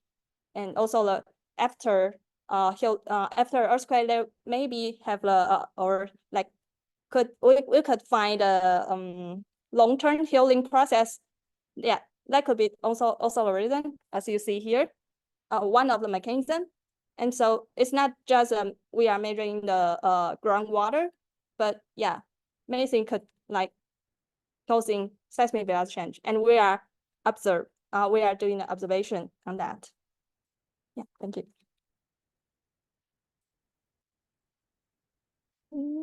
Okay, let's move on. So this part is about monitoring on seismic velocity. And next part is for the seismic attenuation. So I put the figures here, just the cases for earthquake signals. So you see when we say the coda attenuation, we can thinking simply as a decaying in these long tails. If like if these tails decays have longer tails, which means that low attenuation, and we are measuring the so the Q like quality factors of the coda wave will be smaller. I mean QC -1. Yeah. So the other case is when we have the high attenuation materials, these tails will be shorter, and so you can see the amplitude decay faster. That means a high attenuation. All right. So this is an earthquake case of the earthquakes. So there are some like cases using ambient noise signals. So just put the example here. So they use Hero Saddle. They use stations on the volcano and using interstation signals to get the waveforms and measuring those decaying of the radio wave signals to get the attenuation parameters. So like these plots, they do many station pairs, and this is the observation in blue curves, and the red curves, red line is the synthetic from their model. And they use, sorry, I forgot to mention, they use a 2D radiative transfer model to get these red curves. And by tuning, I mean, there are like two parameters can be tuned. I'm not going to details, but just give you a concept that we are measuring the attenuation. We can measure in attenuation using ambient signals, as they do, like this case. All right, so let me, in the tutorials today, we are not using two station, but single station. Seems like if you use two station, you will have many station pair, and you will take more time to like get the average value. I just want to make the thing become simple, as simple as we can, to make the see how the step over in these tutorials. So yeah, so for single station case, actually from their model assumption, and we can simplify the synthetic as this equation. Like actually we can search for the intrinsic absorption parameter like this B to find the slope difference in the waveforms. So in the tutorial, in our package, we use a grid search to find the best fit between the synthetic to the observation waveforms. And right-hand side, these two figures are two cases, like within different frequency range, like 0.5 to 1 Hertz and 2 to 4 Hertz, the waveform of single station. So we calculate the energy density amplitude of the single station waveforms, like single station cross component waveforms. Yeah, so you can see like just a single station noise correction function, and then in the black curves, and using like this model to find the best fit by searching for the intrinsic absorption parameter. So find the best fit within using this window, like CODA window, we are like trying to measure it. So, and this is another example, like you see, yeah. Yes. Well, tell us intrinsic absorption parameter B. I mean, what is, I translate that word into something okay or cold or anything. So why should we interested in finding that? It's attenuation. It's the one that is not related to scattering of the waveform. So it's absorption of the kinetic energy of the waves. So it's a part of the dimension that is not different. Yes. It's the wave, the earth is not kinetic. That's why we use cycles. Which is different, like in the geometries. Okay, so this is the plastic card that. It's, Okay. Thank you. Good. Yeah. What is the intrinsic Q? Is it not the Q naught or in those frequency range and average Q? The intrinsic Q. Intrinsic Q. So Normally we have a frequency relation. In 2 to 4 Hz, like what is the intrinsic Q here then? oh, so the intrinsic Q here is just the Q I obtained from the intrinsic B.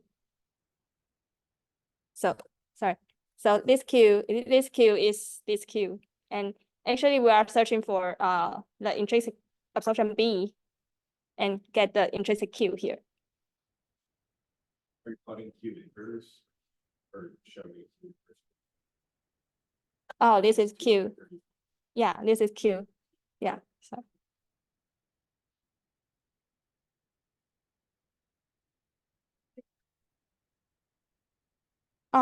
Yes. So actually in their model, like 2D radiative transfer model, there are two light parameter we can obtain from their model.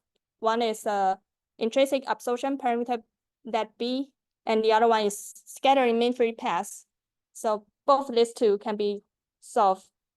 Can be like, we can using their model to find a optimal value on these two parameters.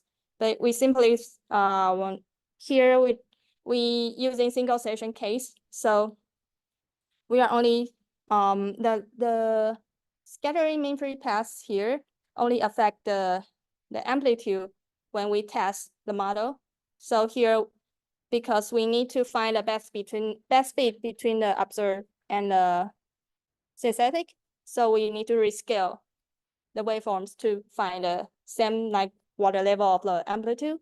So here we only can search for a slope change, which is controlled by the intrinsic absorption parameters.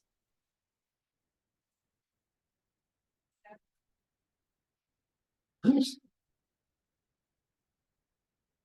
Q we are finding different. And I Well, think We're finding some dependence in research. The B, yeah, the scattering Q can be seen in the envelope, and it's seen when you have a dependence of distance, it appears. For the single station, that dependency disappears. And so we're left with just the intrinsic term. It's magic, but it's mathematically works. Good? Then let's try the tutorials. Yay. This is unpublished, so any skepticism you have, it's the right time before write the paper.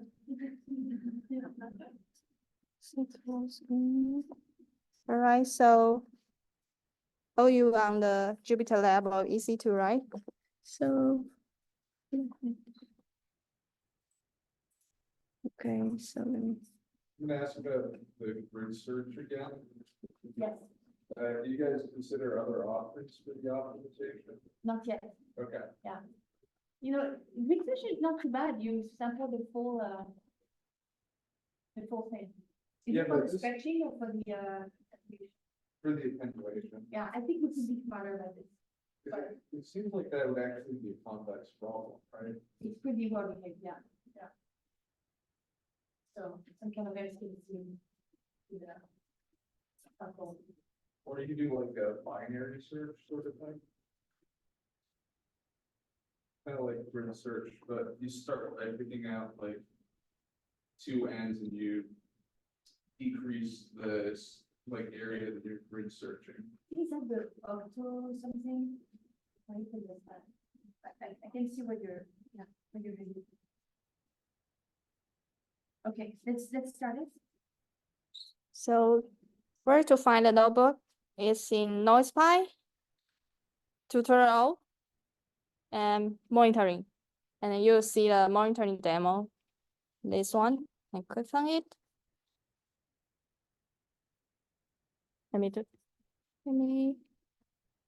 Oops, I couldn't show. Yeah. Let me do it again. NoisePy, tutorials, the folder, and then monitoring. And then this one, monitoring demo.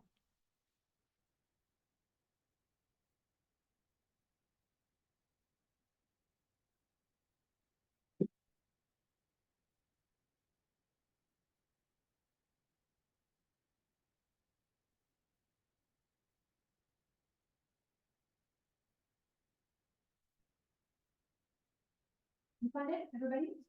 Smile. Okay. Thank you. Okay. All right, so let's get started. So you can see the description in the first cell. The step just like we will have like these steps. So like import useful module and cross-relation. I get a cross-relation, but here we are using single relation. So you can find the config parameters setup you want to calculate single station. Yeah. And some steps here. Just get started. So import those modules we are going to use. And then just click it. And here, starting date and sorry. Yeah.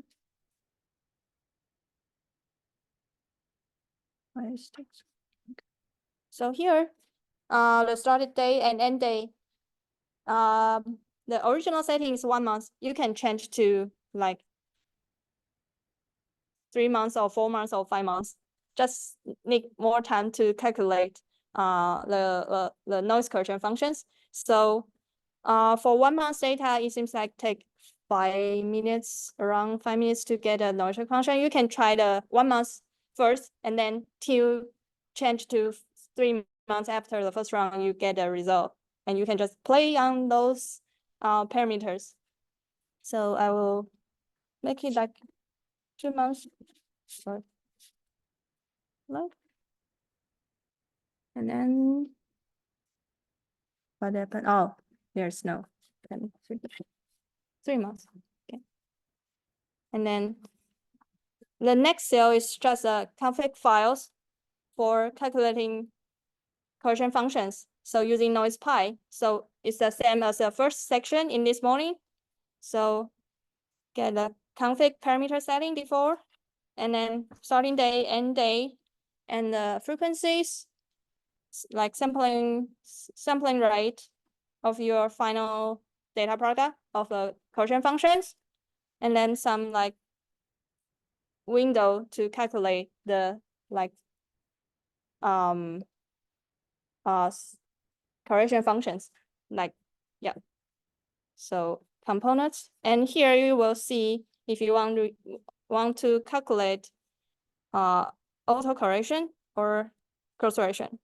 And I believe that when you choose the using this cross correction to be true and set up as a true, and then you will calculate everything, including the auto correction and the cross correction. But here, we can only calculate the auto correction here. Seems like you will speed up the tutorials. Not speed up, just only calculate what we need. Yeah, so here, and then some settings, and here. So you can try differentiation here. Just make some example station name here. You can try differentiation and choose choose your own stations here. So the same process parameters, I believe Maureen have introduced this morning. And so here, next step is whitening parameters and some like temporal normalization parameters, and then do the cross correction and stack. Here we can choose all stack, and so those methods in a different stacking method in the noise pi will all like you will get the result of all like different stacking method here. And then next step here, this one is the how long you want to calculate the lag time of the correction functions. So here I set up a 60. And so let's click it. So next step. So we are going to calculate the noise correction functions. So here is a data path for the S3. So in this case, we are using the data from S3, that SCDC. So let's get the first round, and then you can try to use NCD's data by changing the S3 packet path here. So yeah, and setting up the time frame catalog and store into our roster here.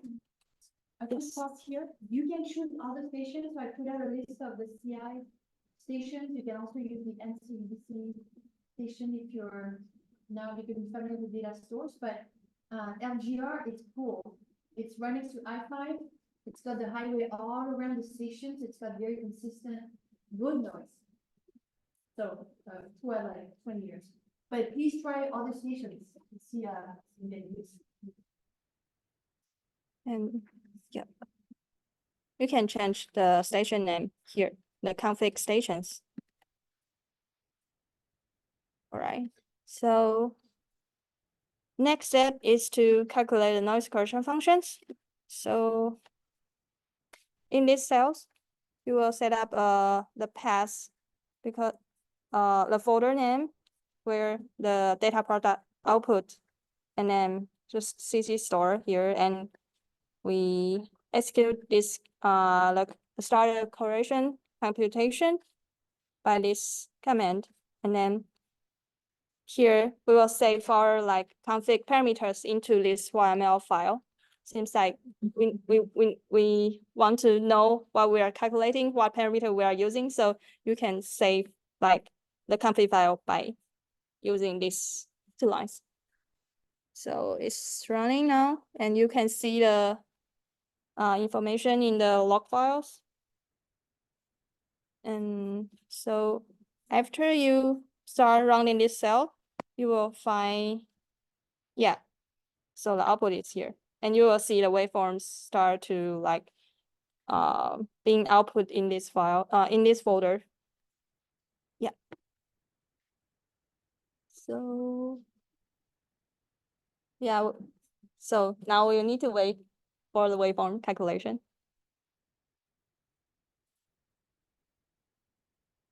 Have any debugs you can walk around?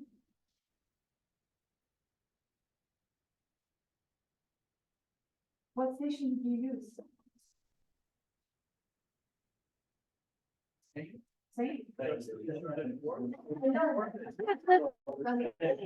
It's only well. You can use Big Bird, have you earthquake on there before? Maybe some in Ridgecrest? Ridgecrest, you see?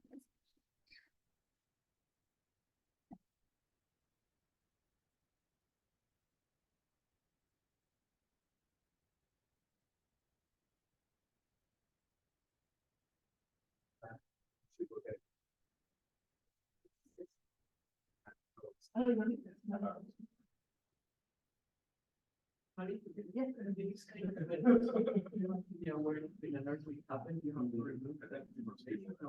There is an earthquake in your environment, the city is going to be out of how to. So for the single station, the question is whether or not if there's an earthquake, we should remove it. The time normalization chosen in the correlation function can already handle this amplitude taking one aspect. The other aspect for the single station correlation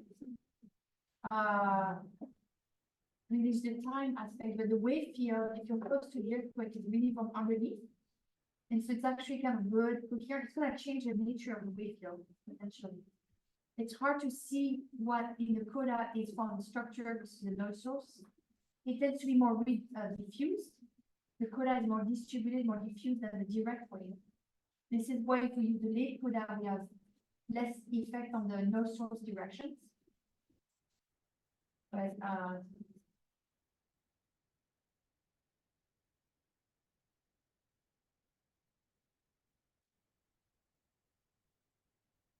one wants to try the Ridgecrest one is WRC2. Should be pretty good. For Ridgecrest, WRC2.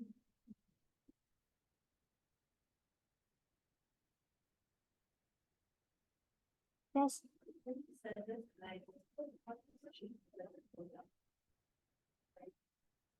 Yeah, so how do we select the coda?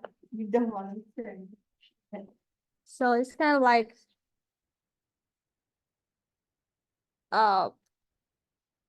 try and error based on the experience, but we can like get the like calculate noise level during in your study time period. Like you can like you will have you can calculate your coercion functions, and then over time, and you can see the envelope functions of the waveforms, and then you will see some like later part, you will see they become like flat, which means that that's the noise level. You cannot see any like signals hiding below amplitude below that noise level. So so what I do is like I get a noise coercion functions first, and then do the envelope functions, and then you will see the something like this shape, like let me back to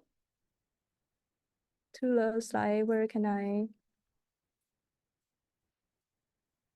something like you see here after in the later part it become flat. So which means that the signals will hiding, if there is a signals, will be hiding in the noise. So before that, we can use the coda window before that noise. I mean, before the amplitude below noise level.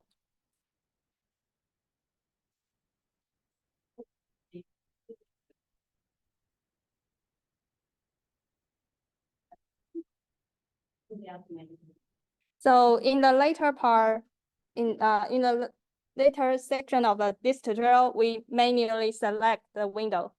So you can, yes, because the config parameter will set up the window starting time and end time for measuring. Yeah, and you can try calculate automatically as well. Yeah.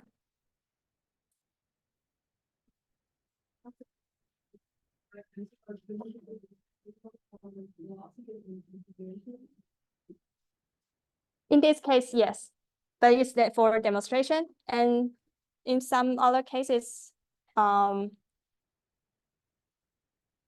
mean, when you measure in the velocity change, you are basically relying on the similarity of the waveforms over time, right? So sometimes you can still see the similarity waveform in the very late coda, but actually the amplitude is kind of like in below like noise level. So in my experience, the window, I will select the same I would like to select the same window if I can, as fast as I can, but sometimes the noise, when I measure in the attenuation, sometimes I need to use shorter window because of that noise level stuff. But Shivi, you're a pro as well. So how do you select your windows?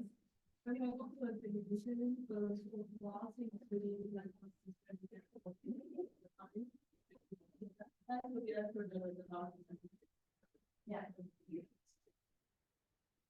Yeah. Also, yeah, it's true. The larger sample is because the cross correlation, you'll be doing a cross correlation, will be dominated by the big amplitude in that window. So if it's too early, you're going to be dominating your correlation with the early ballistic wave. So when it's flat, you even out the contribution of all windows in the theta wave. But if there's a strong scatter, it's going to dominate the correlation and then dominates the dB measurement. You can do a gain control event as well.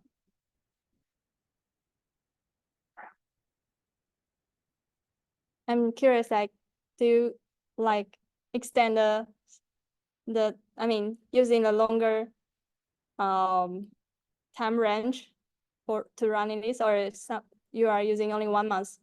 Because I changed it to 3 months, so it will take me more time if you like didn't change it. Yeah. Oh, okay. So NoisePy will check the status of the computer and use as many as possible cores. So it's like, yes, now it's already parallelized. In terms of the instance type, so if there's no prioritization, you have two CPUs, two CPUs. It's not too much. So if we take a bigger instance, it will be faster.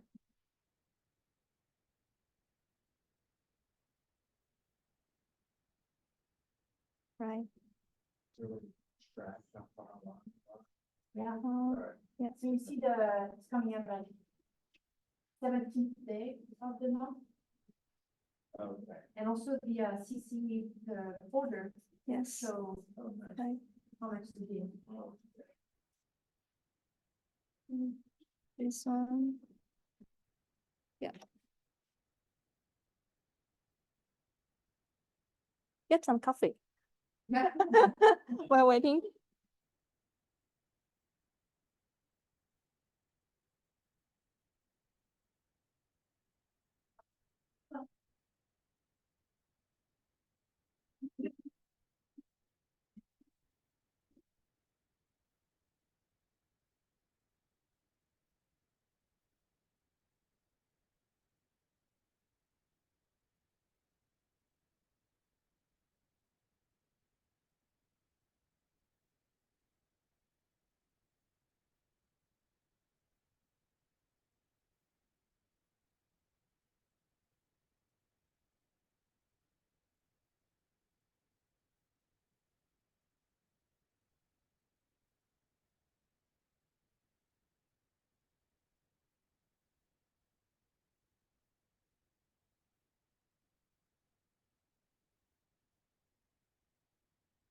Yeah. Which station did you pick? Okay. For that one.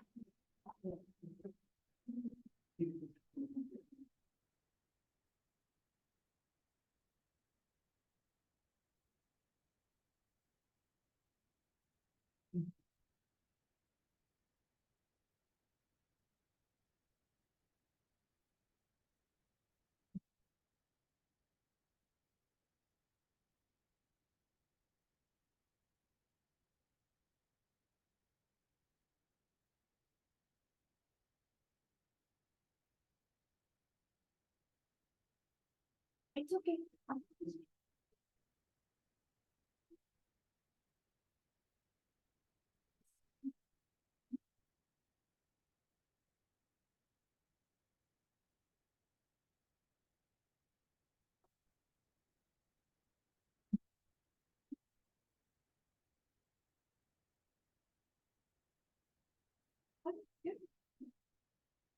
We can talk about the next one if you want to show the photo before. No, but you can show the cells. So as it runs, we'll just walk through the next step before running them. You could just pay attention.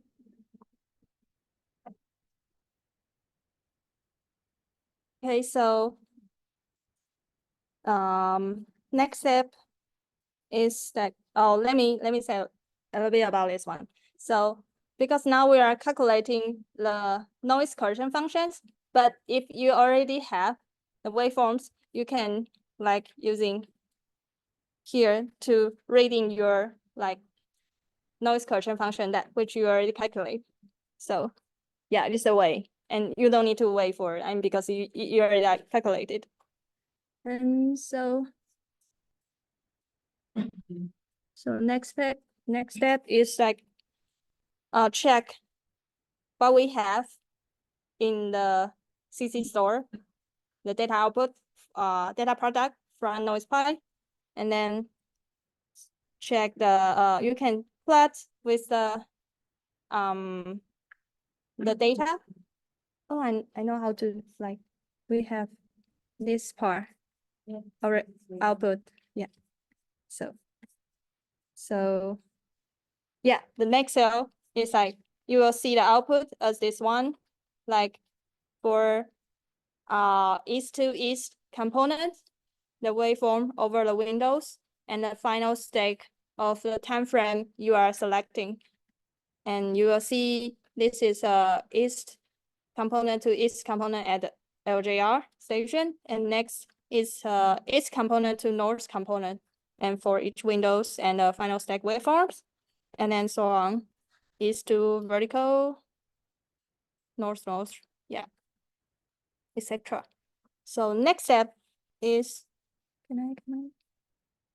to the part of the monitoring. So here's a config file for monitoring. And sorry, these two are not using, so ignore this part. And so the following is like the in this cell, this part is for dV over V measuring, measuring on seismic velocity change. So you can set up a frequency range you want to use as a like this, as an array. So yeah, so here he will calculate. I mean, by setting up this parameter of frequency, you can choose later on you can choose which range you are going to use. Is the first one to second one, or second one to the next one. And then so lectern, do you want to calculate only one side or two sides?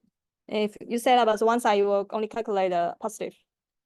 And then normalize the waveforms and do stretching, because in this tutorial we will just demonstrate the stretching method. Yeah, so that's true. And then when doing the stretching, we need to set up the boundary of your searching, boundary of the velocity change you are searching for, because stretching is like as I mentioned earlier, is doing the compress or stretch to the reference waveform to best fit the daily waveforms. So the value you compress or stretch is controlled by this value.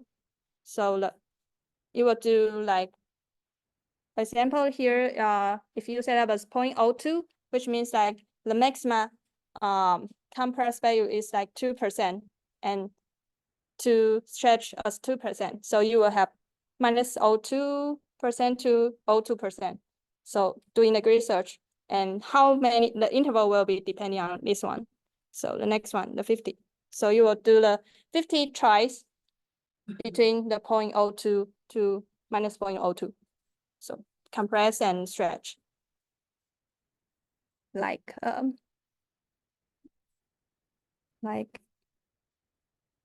this one. So sometimes compress as this color waveforms and stretching within the 0.02 range. Yeah. Right. So what's next? So later on, here is a window setting. So I use 2 seconds to 8 seconds manually. You can change using your own window selection. So this part is for measuring the velocity change. And next part is for measuring the attenuation, like a changing slope in this case. So yeah, the first one is like when we have the noise correction functions, we would need to calculate the mean square value of the waveforms to get a more like smoother waveforms in the observation. Smooth waveform in the envelope functions. So here is the window you to apply to get the like window smoother. Yeah. And next, just ignore this one. This one is only affect the 2-station case, but we are not going to use it today. And attenuation coda window here, beginning time and end time. And then also we are using a grid search to find a intrinsic absorption parameter B. So here's a searching interval. Yeah. So next step, when you like just here just a list again the stations, pairs, source and receivers, and the timestamp, like timespan here. So you will see, you will list out here. And then the next cell is for like set up the array we are going to use in the following steps. So here, the number of chunk and the segment size of segment array. Yeah.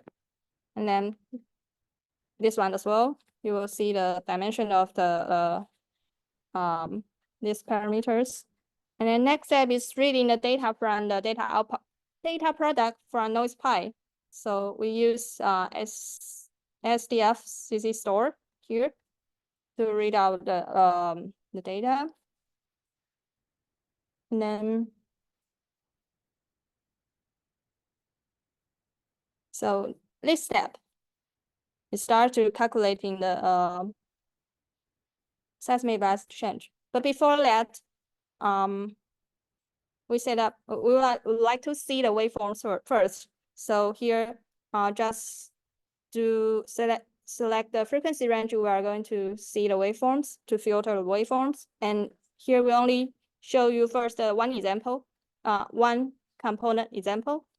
And then by this plot, you will see here just reading out the data, so it's not so much for just plotting. And then here we will see the east to north component by different windows and over the lag time. So positive and negative.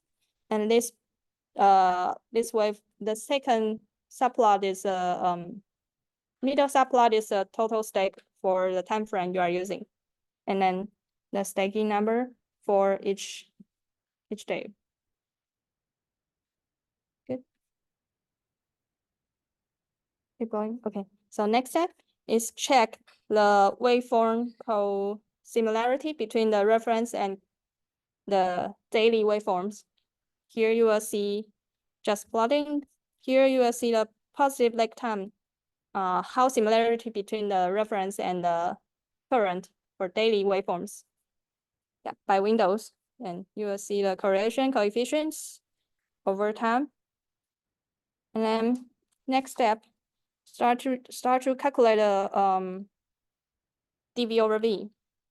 And so you will do like set up the current and reference by the windows here, defining somewhere above.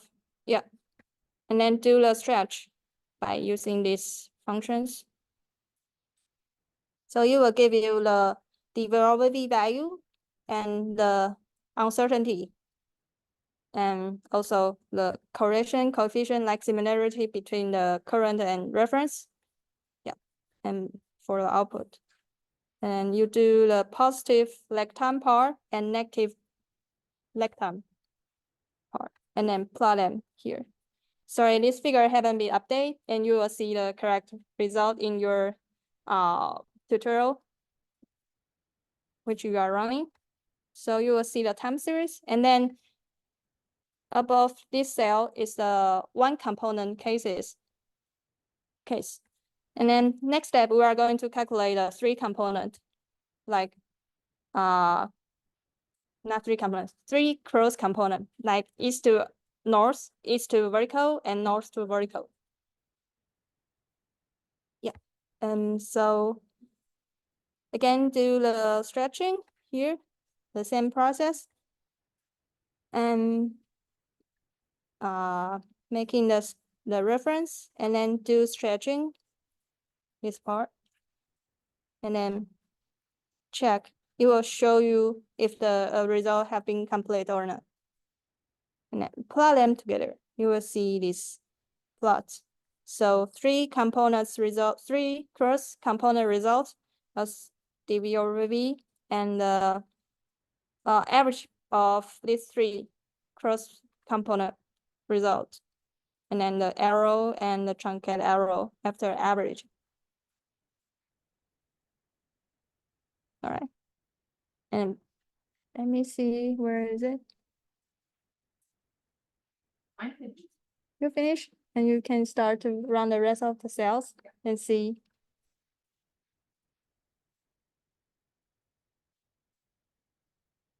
Am I still running? All right, so. Yes, I think the benefit of using stretching.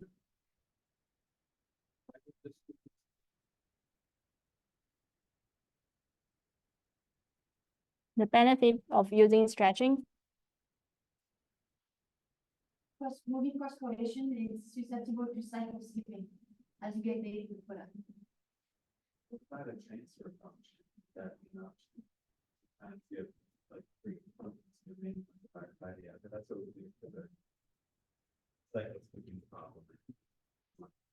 So moving with a cross spectrum and WCS is done for that as well. So still moving video for you domain and cross spectrum. There's also a wavelet cross spectrum where you transform the wavelet, you can do a wavelet stretching, you can do in the Fourier wavelet domain and time domain.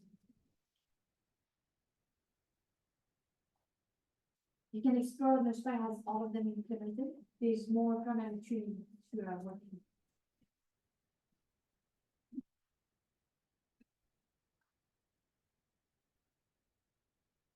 In a time domain. Time domain stretching.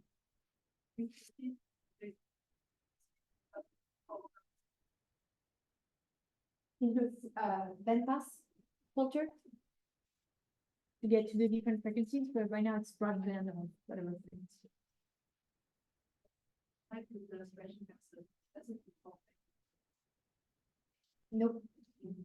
Unless you choose the wavelets time stretching method, WTS, as an option for no spy, in case it will be on the wavelet domain. And you'll get a spectrum of the.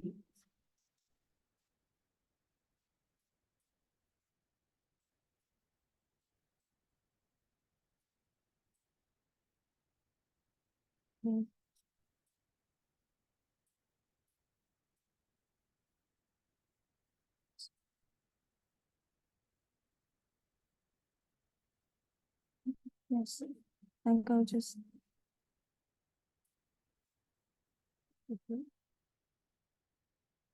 Does anyone already finish the calculating the correlation functions?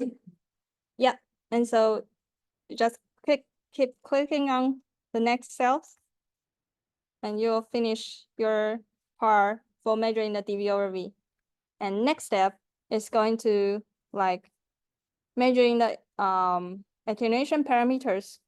So again, the same components. So I just didn't like set up again because we have set up the system already. And then using the windows, smoothing windows, and then calculate the mean, set up the array, like the mean square envelope value. And then just you'll see bandpass, and then get smoothing, and then get a mean square value here. Sorry, again, here. So plot them together, we'll see the plots. So 3 component average of the waveforms, and then mean square value for from the 3 components, and also the different windows to the lag time. And then next, get a mean square value, and then start to set up the parameters for measuring the attenuation parameters. So this cells is going to do the find the best fit. Sorry, yeah. So this cell will calculate to calculate the synthetic and get a sum of is sum of square residual between the observation and synthetic. So here we'll get this SSR finals and plot them. I didn't show the plot here, but when you run this one, and the next cell will find the best fit here, get the optimal synthetic. So these cells, this one is doing a research to find each synthetic waveform, the sum of square residual between each like research value. So you will have like metrics for every test, and then next cell just find the best fit. I mean the smallest optimal value in that matrix, and then plot them out for time series. Here just showing one example windows for the result. And then next step, you will see that you can plot the value over time, over the window number, which is the like temporal evolutions, and then get a Q as well. And then finally save the config parameters to the YML file. So that part is calculating the intrinsic attenuation parameters. And the last step is to like save our output as a CSV files, like within with this format, like the time point and dV over V, the uncertainty, and the attenuation parameters and the frequency range we use, and save it. Yeah, and plot them together will show in like this one. Yes. Curious, everything working amazingly well. I'm wondering what would it take in terms of scaling to get that sort of meaningful result? Like, is it longer time, different stations? You know, it's kind of like you would look at this and say, oh yeah, it's definitely working. Aside from the fact that we're not doing experiments. So, yeah, can we Plots interpret right this? here. Yeah. Yeah. What would it, do we need a longer time series, a different choice of stations, more stacking? Like, Yeah. What do we need? All of the, what you said. Yeah. To do the science part, So could we do that? Could we do it with what we have here, allocation and just wait? yeah, so I think this experiment is showing that for tutorials like this, we may actually want to use a bigger instance. So we don't wait too long just to get to understand it. And it's actually not expensive at all. We spent $20 a month there. And so I think we should just, yeah, I think we should have retrospective. We should have just chosen a faster instance to do the cross correlation faster, to get to experiment more on the filtering, the processing, the windowing, all of that, all the stations. I tried on another station in Ridgecrest and the default values won't really work. This is one thing about ambient like monitoring is you need to understand the CUDA waves, the local conditions. It's hard to scale. What makes me Over all wonder, stations. just like, do people take, every single combination and 1 out of 100 looks great? And that's the one we see in the paper, or? Yes, sorry. There's no systematic studies, I mean, but I can see why you said, like, you said there's structure in crazy local scales. Yep. Side effects. Yeah. this is the sadness of this. But now you see all the DV papers and they do that manual inspection. There's some noise, errors that you can threshold that, but it's a lot of it is this massaging of finding the right parameters. Oh, I'm getting you this way. What is the sensitivity of the value? So how tiny variations the velocities are doing? Depends on all this processing. So local noise sources affect a lot the cross correlation and the stability. Where do you pick in the CUDA will be a different wave type. I think they are mostly scattered surface waves, but if you have a very homogeneous depth profile, you may end up with body waves as well. And so people who claim to use body waves in the CUDA, it works well on volcanoes when you have not too much of a depth variation velocity, but when you're in sedimentary basins, the CUDA is surface waves, always. So the choice of the wave type or the interpretation of the wave types will affect the sensitivity. In general, we're weakly sensitive to the perturbation. The velocity you get are 10 to the minus 2, 3. But if you do numerical analysis, our sensitivity is 10 to the minus 2 or 3. So even if there's a true localized 20% change or 50% change, we may measure 1%. We're always measuring a lower value. So it's a low sensitivity. Jimmy? It's also for the velocity you're comparing the relative changes. Yeah. So for the few noise random, you have some, which is fluctuate part of the, is it possible with the nice perform to just calculate the relative? Minus the stack, yeah. I think that's a good point. Doing the spectral, we've experimented with doing the ratio of the envelopes. But as soon as we start dividing by value, it's very unstable. So it's a little bit, the fitting of the envelopes seem to be more stable in the measurement than trying to do a spectral ratio. But we can always do minus. Yeah, no, it's interesting. Yeah, relative measurements should be more stable, but in this context, it's we'll have to do a spectral ratio, and dividing is just prone to problems. So seems like I used too long time frame. And so I just so seems like we already have some waveforms here in this folder. So it's a good chance to test.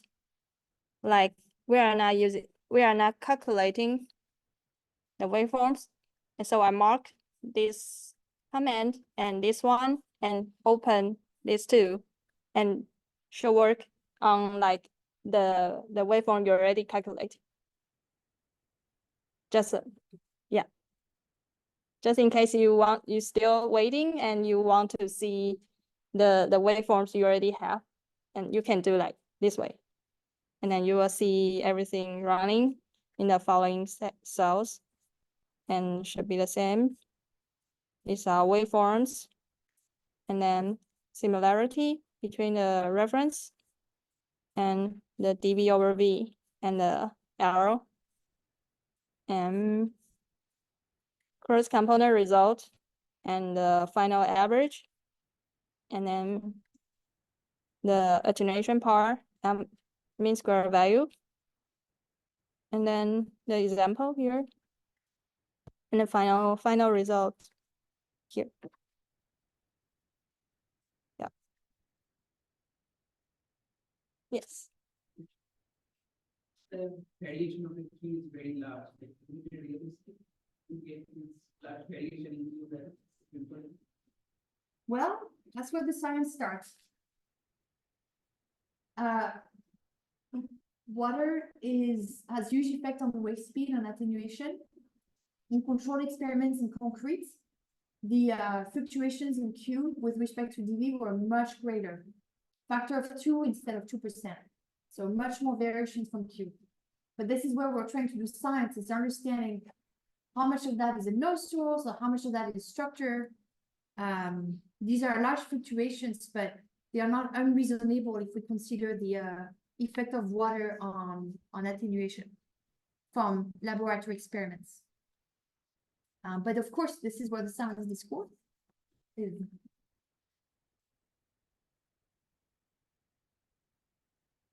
Okay, Jeremy. When you say about water, you say professional water purity or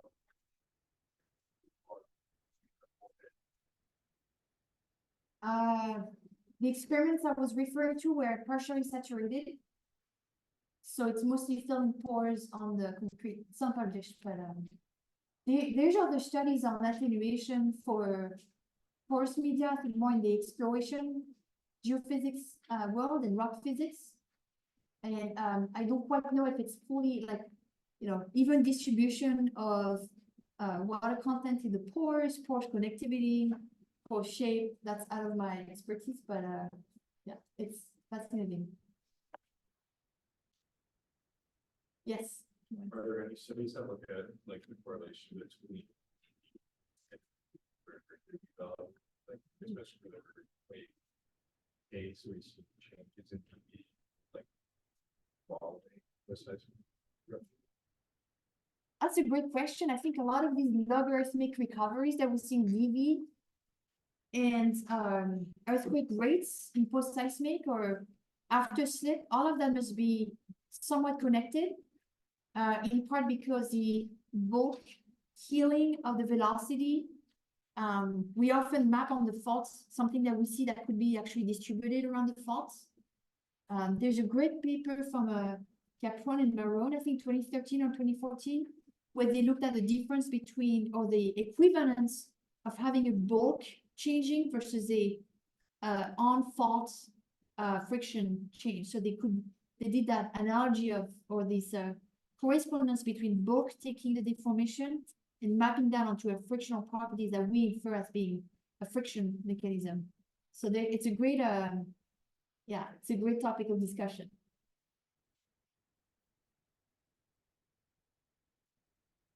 Okay. Yeah. So one last thing I would like to mention, and Marie also mentioned about the advantage we calculate compute load this up on the cloud. So you can basically you can see the in the last cell, the last one. So we don't need to download the data product, all those correction waveforms to our local like storage or something. We can just save. I mean, we already save the final product, like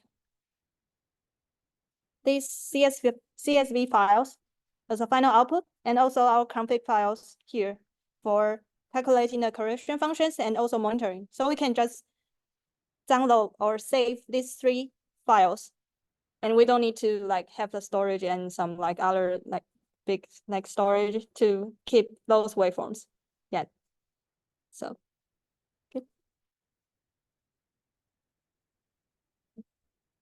All right, thank you so much for this morning. So lunch is served. We have 1 hour. We did not get to do the batch deployment, and we have a machine learning module this afternoon. And so we can still teach about batch for those interested. And I really want to get to the machine learning bit, so yes, we can survey what you'd like to do 30 minutes of. We demonstrate how to do the batch deployment of this, and then we can do the machine learning bit with iCache, knowing that we may not fully analyze the results by the end of this workshop. You could just eat now also. You know, get outside, it's not raining. So. All right, thank you for your patience. Oh, you could terminate your instance. Terminate your instance.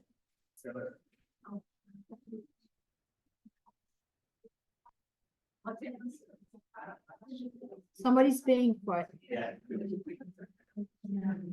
But we will, we can do a massive termination. With the car also, you have the permissions for that. And then yeah. Some.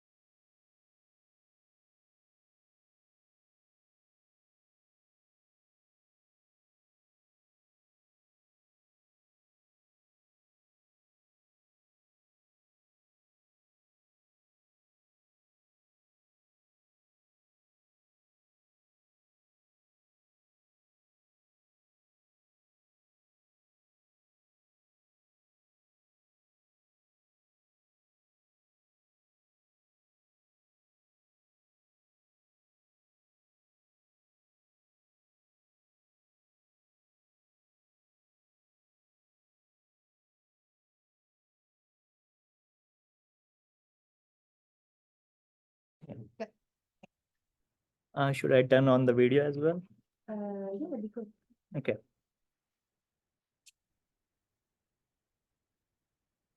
Sorry about that, online participants. I was talking about the problems that I'm interested in. Especially here in the Pacific Northwest, I'm mainly interested in analyzing the exotic seismicity, which is basically everything that is not earthquakes, but they generate significant seismic waveforms. Particularly interested in the snow avalanches, landslides, debris flows, all the kind of like near surface hazards that happen in Mount Rainier and like other volcanic settings. So in this particular tutorial, I'm going to demonstrate all the steps of the machine learning pipeline that I've created. So I will start by asking you to launch a EC2 instance. So I think at this point, everybody is quite familiar with the process. If for some reason, if you are not able to log in, just raise your hand and people will be there to help you. So I hope everything is visible here. I'll just go to launch an instance. And then I will just give it a name. And here I will just select the Amazon Linux 64-bit architecture. For this particular notebook, we need more CPUs and more memory. So I will select something with 48 CPUs. So this one seems quite good, C5.12 extra large. Oh, yes, for sure. Just zoom in, right? Yeah, you can do a control shift. Oh. Yeah, is it visible now? Okay, so C 5.12 extra large, and then here you can create a new key pair. No key pairs. Okay, I created my own, but so Are you in. Yeah. So no key pairs. Select the existing security group, and then we'll select the default one, and we'll configure the storage to be 20 GB, right? Yeah. So that's all you have to do We'll to do a spot instance as well, go to advanced setting, advanced details. advance details.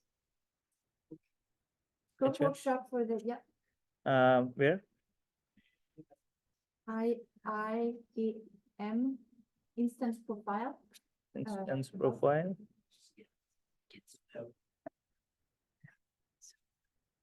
This is this morning we did this. Okay. This one, and So you it- go down, then you do spot instance Spot instance. all the way down. There's a.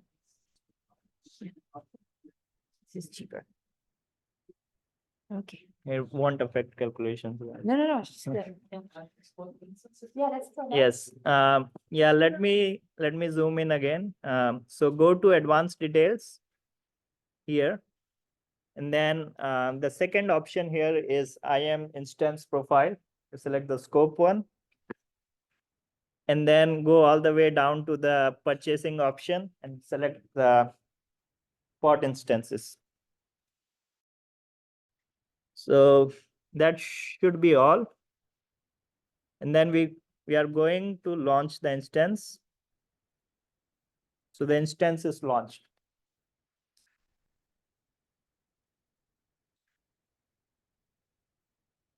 So as you can see, instance is launched. Once you click on the launch instance, you can click on this and connect. So hopefully everyone is able to follow the steps till now. If you are still stuck somewhere, just raise your hand. What do you mean? I have a max spot instance count exceeded. Error. Okay. Let me try it. Oh, yeah, The same. maybe this one is not available for spot. So go back and do without spot. Okay. Yeah, I've never tried this before. You were able to? I also got. We try Maybe I have a. Wait, not as a spot? It without works. spot, yeah. Remove this spot, please. If it Yeah. doesn't work and we tried, just try without spot. Without the spot. But maybe we do have a max. Who knows? It was C5A large, right? That's it. C 5.12x large. Yes.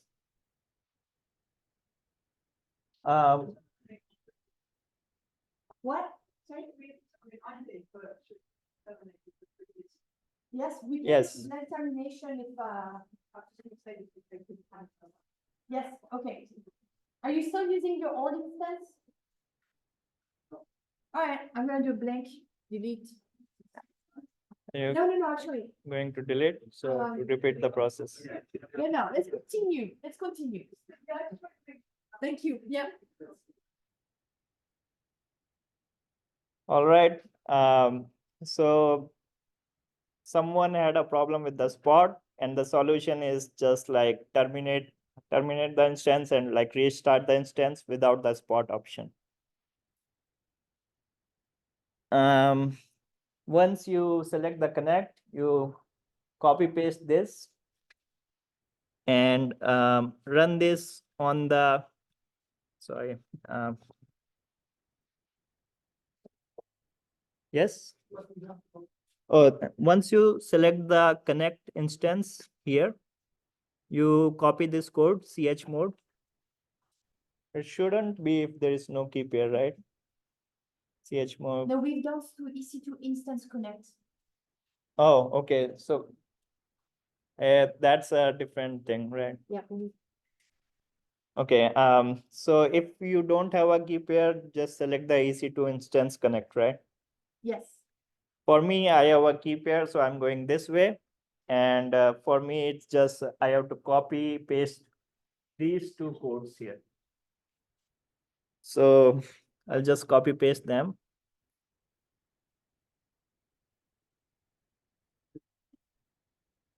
Are you able to connect? Yes, yeah. Yeah, this morning, if you follow what we did this morning, it should be the same. Okay. It's the same, and just different ways to log in. Yeah. Is it the same, document? Nope. Because basically every new tutorial is almost a new container. You know, you just gotta be used to following from different workflows. Then you need to. Can you zoom in? Yes, Control Yeah. Shift plus. Yeah. Got it. But everybody's already logged in. So go. Already logged in. Yeah. Okay, so go So go faster. for it. Or just you can log in. Okay. Yeah, but I think this is something that we.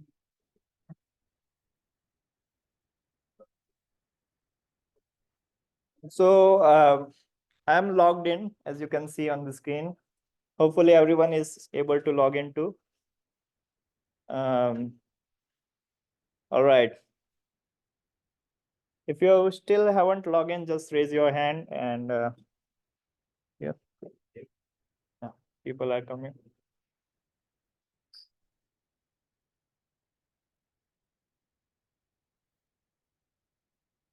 And then once you are logged in, you have to go to a GitHub repository that I'm going to put it in the Slack channel. Also, if you are not in the Slack channel, just try to copy this link.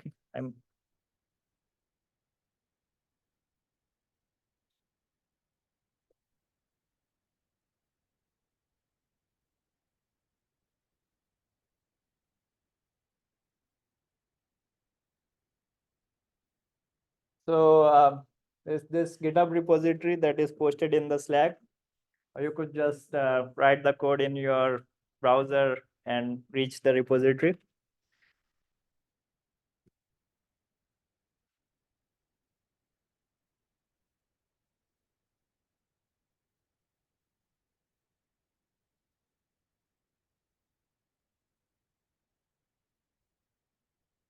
Is everyone able to log in? If you are still stuck, just raise your hand and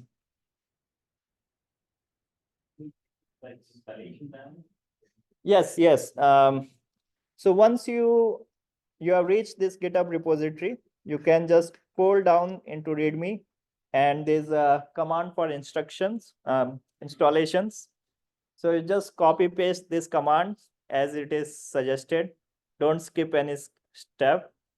So this first set of commands is just to install the GitHub and install the Conda and install the bash. So once we are here, we'll just copy paste the code. So one thing I want to point out is in the previous tutorials, we took a different approach. We basically containerize our code and we pull the Docker image and we install everything from that Docker image. Here we are going through more manual path because for some reason I was not able to create a Docker image. But it's good to know the different approach. It's also very simple approach. So you run this set of commands on your terminal. So pretty fast because we are using a pretty fast computer. All right. So once we have done this, we follow this second command. It's really important, this thing. It's basically, if you don't do this, you will have a conflict in dependencies. And thanks to Rosella there for pointing this out. So it's very important. I will run this here.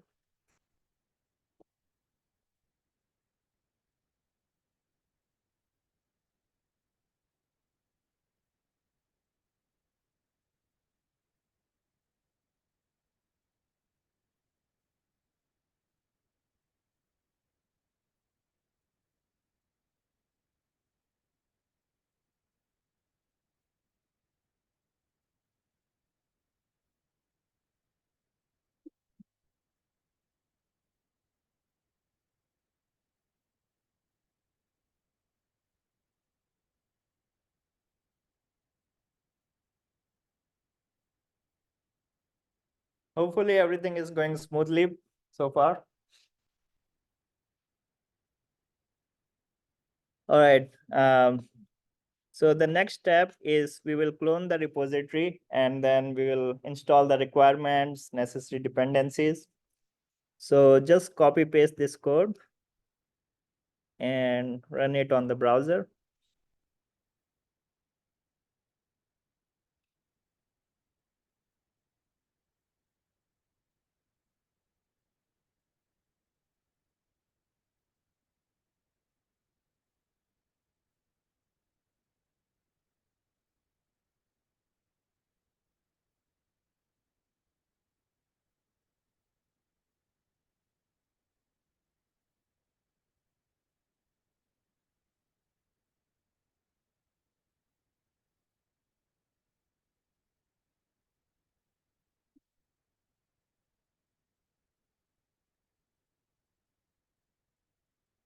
Everything okay? Huh?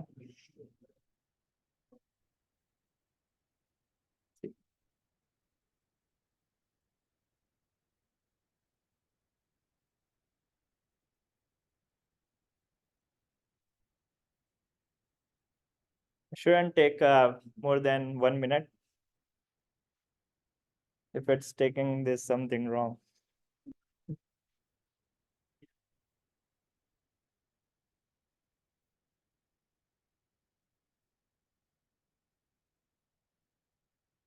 Ooh. All right. Hopefully everyone has done these steps. Now we are basically ready to launch your notebook. We just copy paste this code here and it should start the notebook. So everyone should get this kind of output. Once we have run this code, we will just go to the to our instance.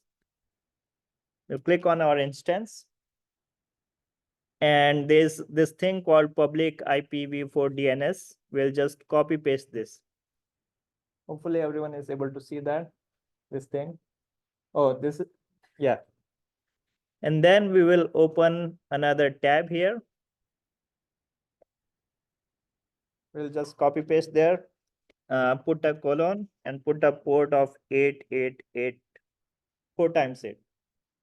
It should run the Jupyter notebook. So it will display a screen like this, asking for the token. So for this, we'll just, there's a token. We can just copy paste.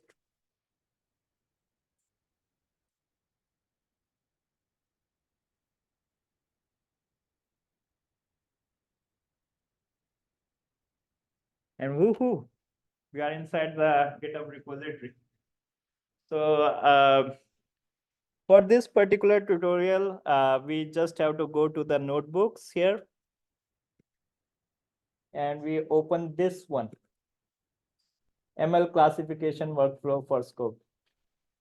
As you can see, I just created it before the workshop, just organized it. But this is the ultimate. Yes, Alex.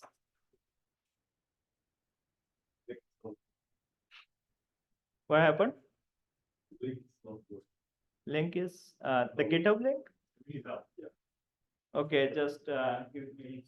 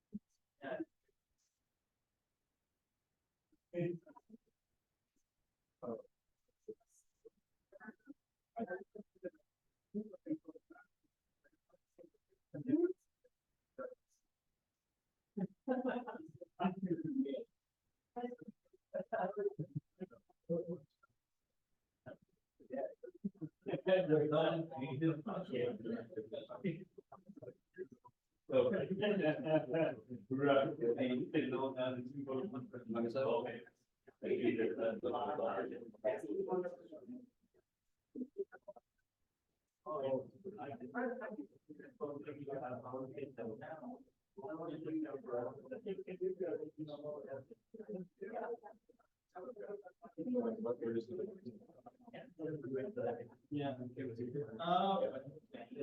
So just raise your hands if you are still not able to. Okay.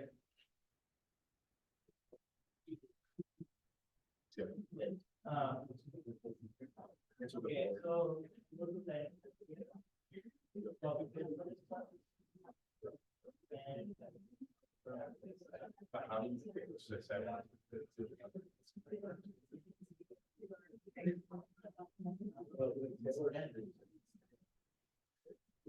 Okay, everyone who is not able to log into the Jupyter notebook, what you have to do? Again, it's the most important step here. You copy paste this, you put it in the browser and add something. That something is, once you copy paste this, like I'm copy pasting it here, there is a colon and then there is a 4 times 8. This step is very necessary. If you don't do it, you won't be able to access the Jupyter notebook. So if you are still having a problem accessing the Jupyter notebook, just do this.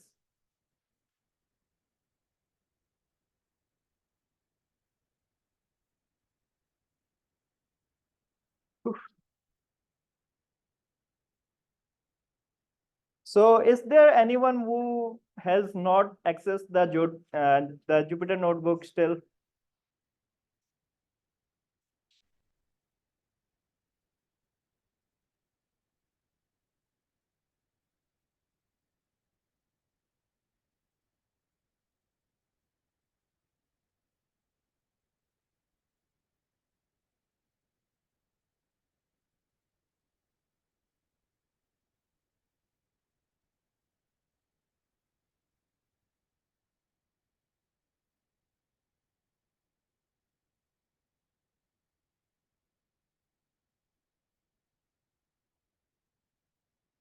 Uh, Go to the notebooks and select this ML classification workflow for scope.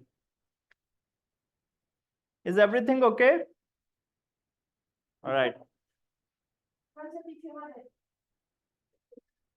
We're almost there. Hands up if you are not there. If you still have a problem, just let me know.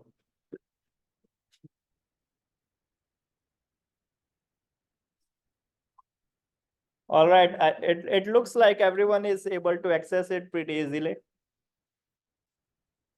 Once you are here, just go to this run option and run all cells. All cells. Run all cells from here. I can zoom in a little bit. Control Shift plus. Okay. Not working. Oh. Okay. Run and then run all cells here. Just click that.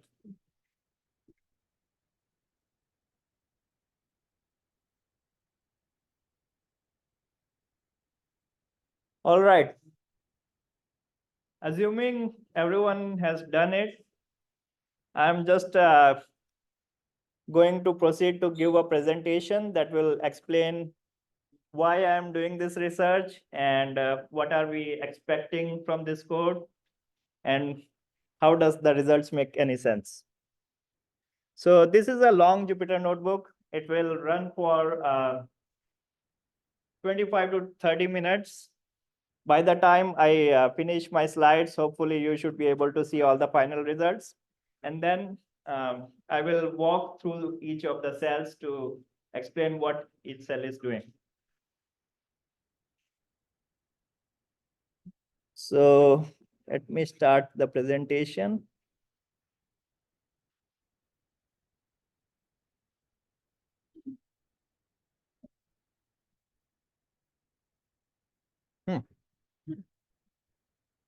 All right.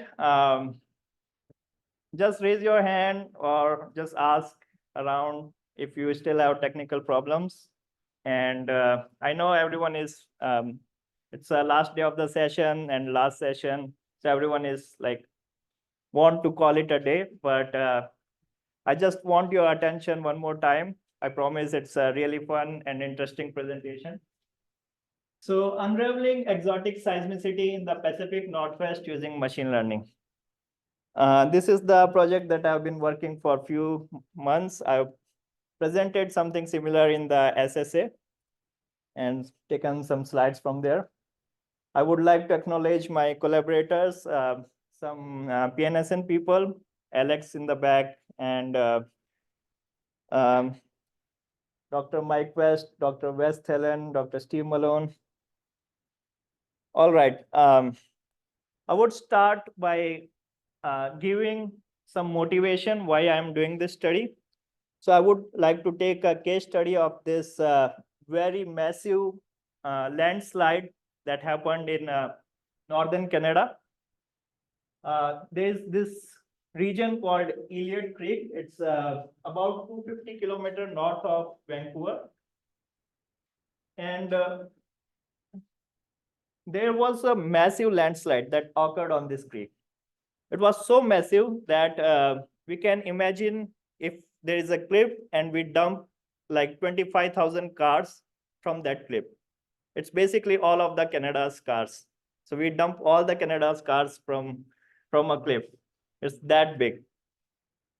And the interesting thing about this landslide is despite being such an enormous size, it wasn't noticed by anything until 1 month later, when some seismologist, forgot the name, I think it was Goran Ekstrom. Goran Ekstrom from Columbia University. He is an expert in analyzing non-tectonic, non-earthquake seismicity. So he was going through his seismic data and he found something very weird around this time. And he tried to locate that signal and it was found somewhere in this region, but it was still not confirmed.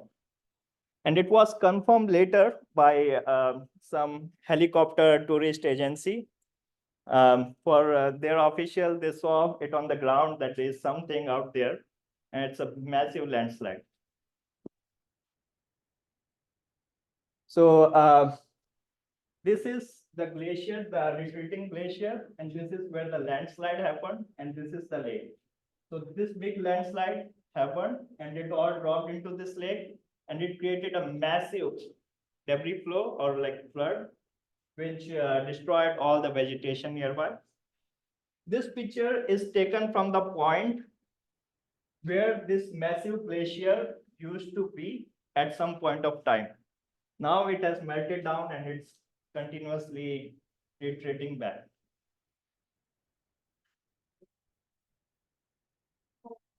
So this is the slide phase. This is the Elliott Lake. This is the debris fan. So we are watching this from a different point of view. Now, this whole region was covered with a heavy vegetation. But due to this landslide-induced flood, all the vegetation was destroyed, all the wildlife was destroyed. So this has a massive environmental impact. Luckily, this landslide was very away from the populated region, so no one was hurt. No human was hurt. But the point I brought this landslide is just to highlight the importance of seismology in detecting remote landslides. Also, this raises several questions that what triggers surface event? It's a very big question. And then are surface events occurring more frequently due to climate change? What is the relation between the climate change, the increase in global temperature, and the landslides? And what factors affect this? Are there any seismic precursors that accompany surface events? Or can we build early warning systems? So these are very broad questions, and very detailed studies required to understand each of this question. We can ask the similar question for earthquakes as well. And the way we can answer this question, the first point is we require a verified catalog of surface events. We have a very good catalogs for earthquakes, but we don't have that much information about surface events. So that's my main motivation. I want to create a surface event catalog for the Pacific Northwest region. A catalog should primarily contain the origin time, location, magnitude, duration. And then we can try to derive other factors such as phase peak, S peak, focal mechanisms, magnitude. But those are the things that is difficult to estimate for the surface event waveform. So how do we create a reliable surface event catalog? So let me tell you a little bit about the background of the situation, current situation of the surface event monitoring in the Pacific Northwest. So Pacific Northwest has a lot of volcanoes, and it has a lot of surface events that is generated practically every day. And it can be very diverse. It can be a snow avalanche, it can be a rock and ice fall, debris flow, or a rock avalanche, to name a few. And currently, all of these events are categorized as a surface event. We don't really know what a surface event means. So this has resulted in over 9,000 unidentified surface events in the PNSN catalog, and this number is continuously increasing. So we have a catalog. PNSN analysts just see the waveforms, they analyze the waveforms. If they find something that is not looking like an earthquake or explosion, or is coming from the region where we expect a lot of surface events, they label that event as a surface event. And we don't really know what specific source they have. Also, another thing is this is the map. This is the graph that shows the temporal evolution of the events in the catalog in the last 20 years. These blue ones are the COMCAT events, which are basically earthquakes and explosions. And these orange events are the surface events. So you can see there is a gap between 2004 to 2008. And yeah, there's this main gap. The reason behind this is there was a Mount St. Helens eruption between 2004 to 2008.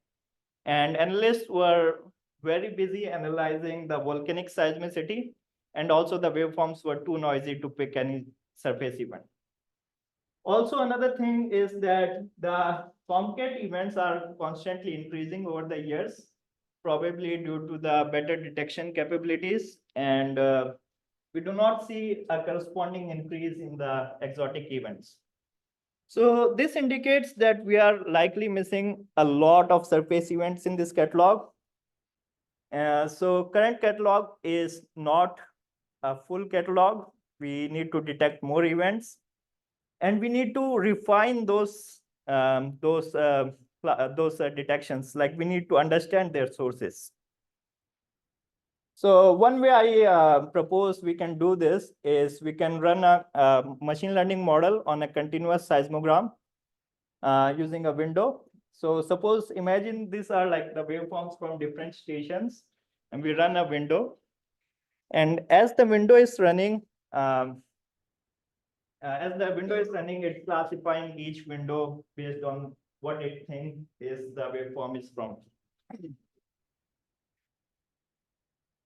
So there are various approaches we can approach this problem. There's two types of supervised machine learning. One is classic machine learning, and another one is deep learning.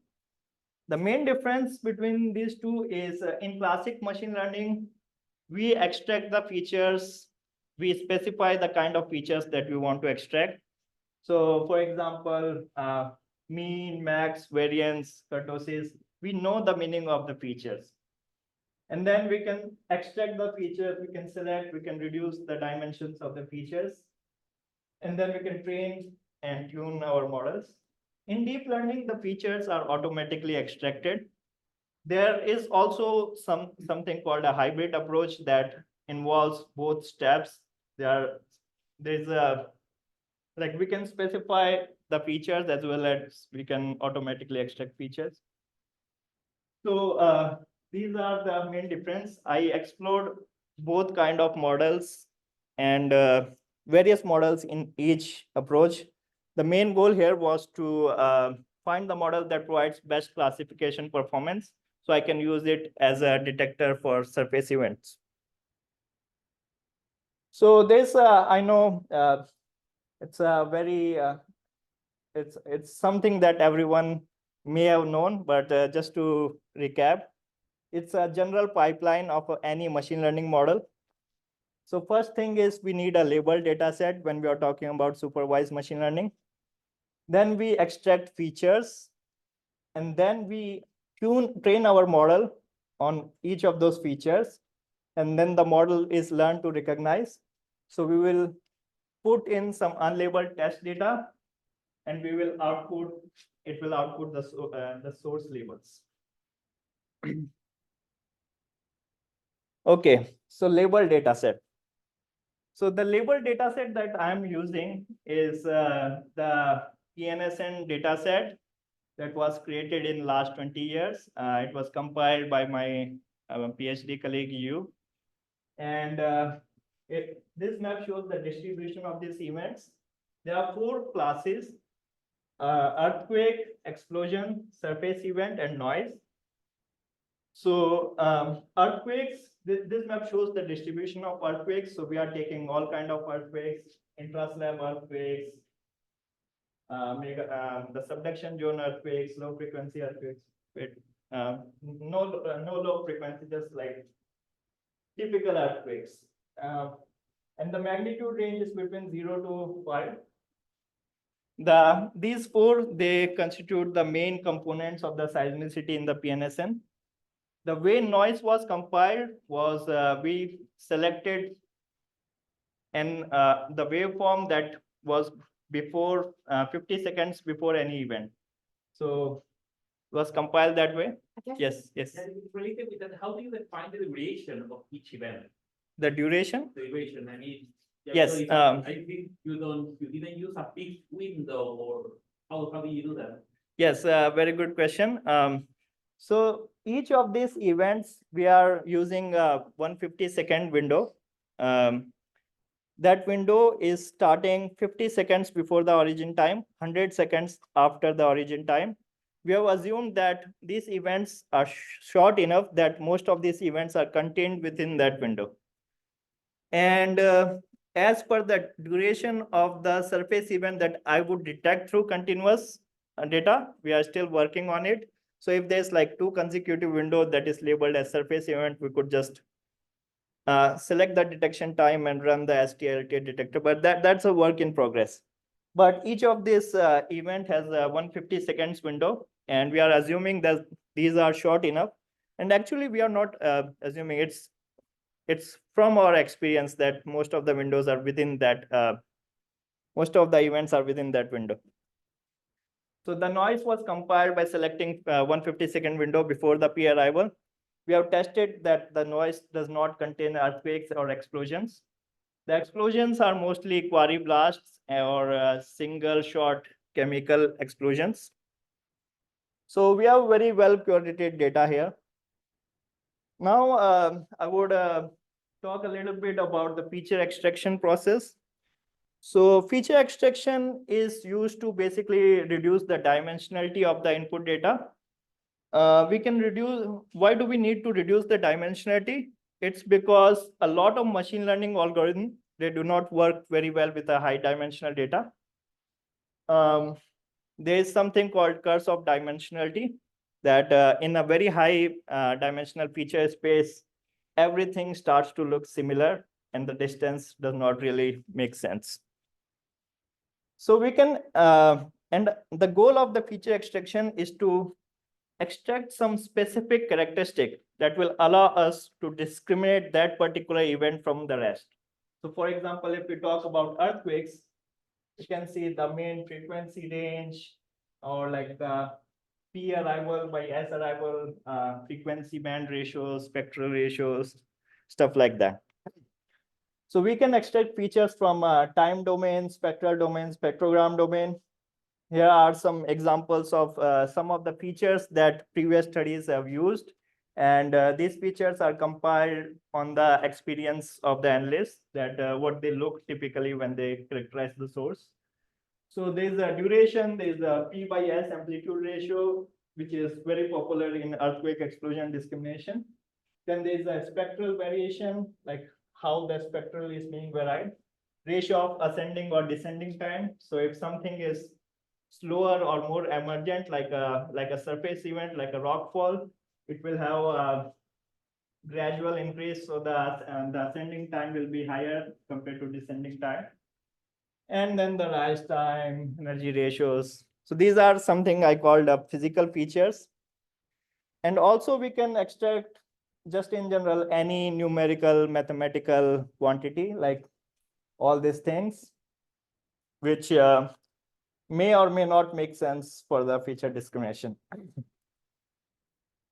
And then recently there have been approaches like this, SciSnet. So where it's basically a statistical way of feature extraction too. It's been used in a lot of unsupervised classification studies. So I also extracted these kind of features. So I extracted various set of features just to understand what feature set and what model set provides the best performance. So I explored these various kind of models, and I found that the tree-based models, random forest, XGBoost, or LightGBM, they perform the best. Even XGBoost performed the highest among these. And then the thing is, the computation time that XGBoost takes is about 200 times more than the random forest, and LightGBM even takes higher time. So given that the difference in performance is very nominal, but the computational cost is so high, I decided to proceed with the random forest model. So I used the random forest model on different set of features that I extracted: physical features, mathematical features, seismic scattering network features. And these are the result of different set of features for a random forest model. So on the top, there's like performance for different set of features. So what I found is when the feature set, which is PSFPL, which is like a mathematical feature, and physical plus manual, they perform the best among all those feature sets. So a little bit about manual features. What are manual features? So manual feature is something that is not related to the waveform, but we can include them to improve our performance. So for example, time of hour. So when we consider discrimination between earthquakes and explosions almost occur entirely during the day because there's permissions and stuff like that. So this is the hour of the day distribution for explosion, and you can see it's mainly during the day hours. So we can include quantities like this to improve the performance further. So these are a set of manual features that I also included. Another thing is these are the trace-wise accuracies. So basically, each event in that map you saw, there's like 200,000 events. And each event was recorded by 1 or 2 or 3 stations. I mean, it was recorded by many stations, but we selected 1 or 2 stations based on the signal to noise ratio criteria. And when we assess our model on individual trace, we call it trace-wise accuracies. We select the random sample and we just assess our model. But when we combine the result from different stations for a given event and we average the results, we call it event-wise accuracies. So event-wise accuracies is significantly better than the trace-wise accuracies. which makes sense because we are including information from more events, more stations. Another thing is, what is this? Oh, okay. So this is the increase in accuracies when we go from trace to event. Also, this graph shows the precision of different events for different set of features. So we can see two things that stands out in this graph is that explosion has a really poor precision. That means all the events that are classified as explosion, most of them are not explosions. But earthquake and noise has almost 100% precision. Surface event for certain set of feature has poor precision, but for other set of features, it has significantly good precision. And what is making this difference? So when we go to from green to red, we include the TSFPL feature. So this TSFPL feature alone has certain kind of feature that is enabling us to detect or classify surface events much more better. So this physical set of features, the green one, they have been used in many studies. But the point here is those are not sufficient here. We need to include more set of features. Here is event-wise accuracies. You can see the explosion is increased. The precision in explosion is increased. It raised up to 60%. And other than that, everything is looking pretty good. Is a confusion matrix. Confusion matrix is basically a matrix which is between labeled and predicted. So everything should be on the diagonal. So this is something which is labeled and this is something which is predicted. So this box, this particular box, it can be interpreted as all those surface events that my model labeled as noise. So it's incorrectly classified as noise. So one thing that stands out in this confusion matrix is there is almost no confusion between the surface event noise and earthquakes and explosion. That means the model is pretty easily able to discriminate what is earthquake or explosion and what is surface event and noise. But there is a significant confusion between earthquakes and explosions and surface events and noise. Later, when I check the waveforms, it's the surface events which are confused as noise. They have really poor signal to noise ratios. So how can we improve this thing? We want to improve this thing. We want to improve the discrimination between earthquakes versus explosion. We will get to that, but before that, I want to show you this graph. This graph suggests what features is particularly important in discriminating various event types. And there are certain kind of features that stand out way higher compared to others. These are the features.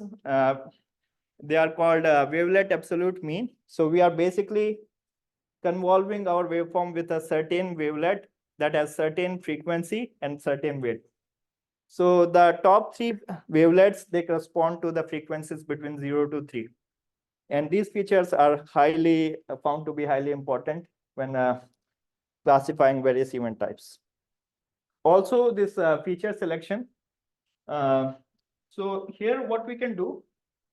So not everything that we extract is contributing to discrimination. So we can only select certain features that actually contributes in event discrimination, and it helps in reducing the computational time, and the performance practically remains the same.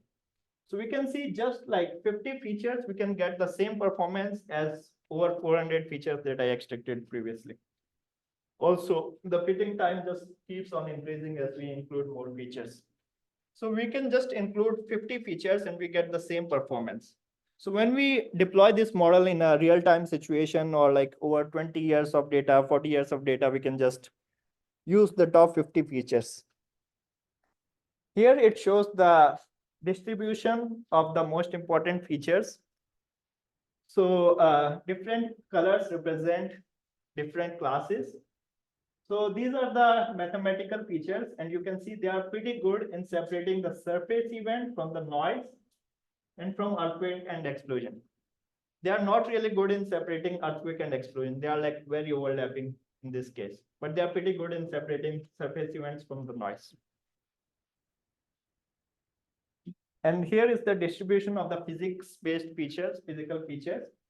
They are kind of good in separating earthquakes and explosions, but they are not really good in separating surface events, because you can see the green is overlapping with the blue and violet. Now, here is the machine learning versus deep learning. I explored various deep learning architecture, mostly in the form of convolutional neural networks. I only took 1D CNN, so it's not a very comprehensive comparison. But from what I explored, we can pretty easily see that machine learning, classic machine learning, performs better than the deep learning models. Here are some of the architectures I explored for the deep learning. Here's the event-wise precision. So you can see the machine learning, the classic machine learning techniques, they provide better precision compared to the deep learning models that I explored. And the architectures of those deep learning models were taken from the previous studies and modified by myself. Such kind of studies can also helpful to discriminate, not discriminate, but it can also helpful to detect potentially mislabeled events. So the thing is, the analysts work really hard when they assign the source, but sometimes due to the overlap in the space, in the magnitude, in the timing, or like the distance in general, the waveforms appear pretty similar. And it might be possible that an explosion may be labeled as earthquake, or an earthquake may be labeled as explosion. It's very, it's pretty common. So this approach can help us detecting such potentially mislabeled events. So what I do is I identify all those misclassified events that were misclassified with very high confidence, over 0.9, 0.8 probabilities. So these are the potentially mislabeled events, some examples, which are labeled as explosions by the PNSN analyst, but my model thinks that they are earthquakes, and that too with a very high confidence. So we send these samples to the PNSN analyst. There was quite a discussion, and they do look like an earthquake, not a typical earthquake, but like a doublet or I don't know, some kind of earthquakes. They show more characteristics of earthquakes. Also, these particular ones, these particular earthquakes, I'm going to zoom in. They were labeled as explosions in the USGS NSS catalog, but they were labeled as earthquakes in the PNSN catalog. So this also highlights that we have to trust the PNSN catalog, and there is some time lag between when the PNSN sends this catalog to the USGS NSS catalog. So something like that can be figured out. Some examples of earthquakes that are classified as explosions that are potentially mislabeled in the original catalog. They show us characteristic that is very similar to explosion waveforms, and some noise events that are classified as surface events. So the noise was not tested for surface events, so it's totally possible that they contain surface events. And you can see from the waveforms, they actually appear to have some sort of events in them. So after I remove these potentially mislabeled events and retrain and retest my model, I get an increase in the event-wise performance. This is F1 score, like combined performance. So it increases. So I managed to increase the performance of the explosion from 0.5 to 0.75 over 25%. Also, one thing I want to point out is I built this study, I explored this study just to build a model that can easily detect surface events. So it's giving pretty good performance for surface events. So it seems like this model is ready to start working as an event detector. And that's it. That's all I wanted to show. Hopefully the the Jupyter notebook has finished its process. Oh, yes, it's finished. So, yes. Please fill your results from this morning. We were not into the problem of we actually do have quotas on the number of VCPUs. So please look back into your morning instance and fill it, tabulate it, and then all can start joining in. Because we could not start new instances. Just I have a quick question. I know that you are just like right now in this step identify event, but maybe in the next step, if you identify P and S times, you can compare PS radio. Maybe I PS think that ratio? would be helpful to solve the problem between earthquake and explosion. Yes, I did plot the feature distributions of the misclassified events. Should I screen share again? Yeah, I mean, right now we're only seeing your presentation, so So what are you trying to show? just showing the misclassified events, their feature actually align with the explosions or earthquakes. Like they are actually misclassified if we analyze them from The the. question was whether on adding an S2P ratio of the picture would help Right. solve the I explosion. know, I know that you don't have the P and S time right now, but. Yes. Maybe in the next step, that might be helpful. I mean, That's like true. an idea. Yeah. That's true. I also wanted to walk through the notebook. Yeah, so for that, you have to exit your slideshow because we are seeing only your presentation screen. right now. Oh, I'm not sharing it now. It should be. Yes. My neighbor and I, we started at the same time, we have the same instance size, it did run way faster than mine. Do you ever notice something like that? That doesn't make sense. What's going on here? Oh. Like end presentation? Yeah. Oh, okay.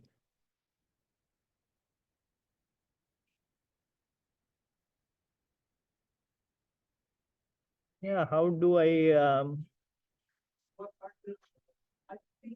I'm trying to demonstrate the steps in the notebook now. But I'm not sure if that's what Marine was saying. It's not showing up here, the notebook.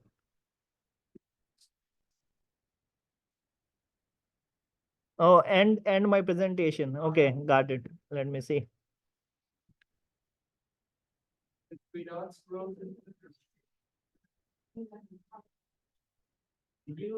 I ended my presentation, but it's still up there.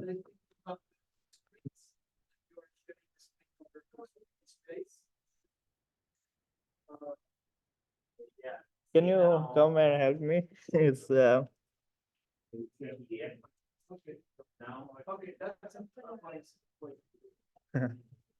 all right. Let me see. Oh, I closed my presentation, but it's still showing up. See? Okay, so Oh, I that's a think say, full you screen. can say stop sharing and share again and probably here in the stop share. Oh, stop. Oh, okay. Probably, and now, I don't know what is showing this, but probably you should. Oh, like, that's a try screen to too. close your PowerPoint or something, I don't know. Okay, I First, and think. then you should open again, Can you escape? Okay. yeah. Because the PowerPoint is open. Can I leave and join in? Mm-hmm. That would also work. What do you mean? Where is your Because it's showing the PowerPoint, but if you close I PowerPoint closed my already- PowerPoint already.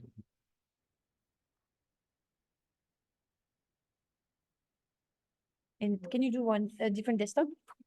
Okay. Zoom. Share. No, it's not. It's still here. It's still here. Ah, okay. Like,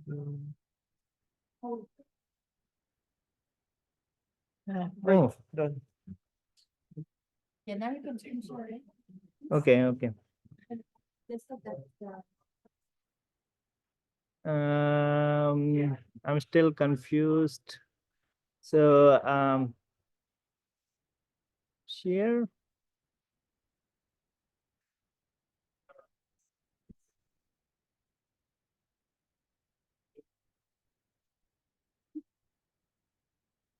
Huh.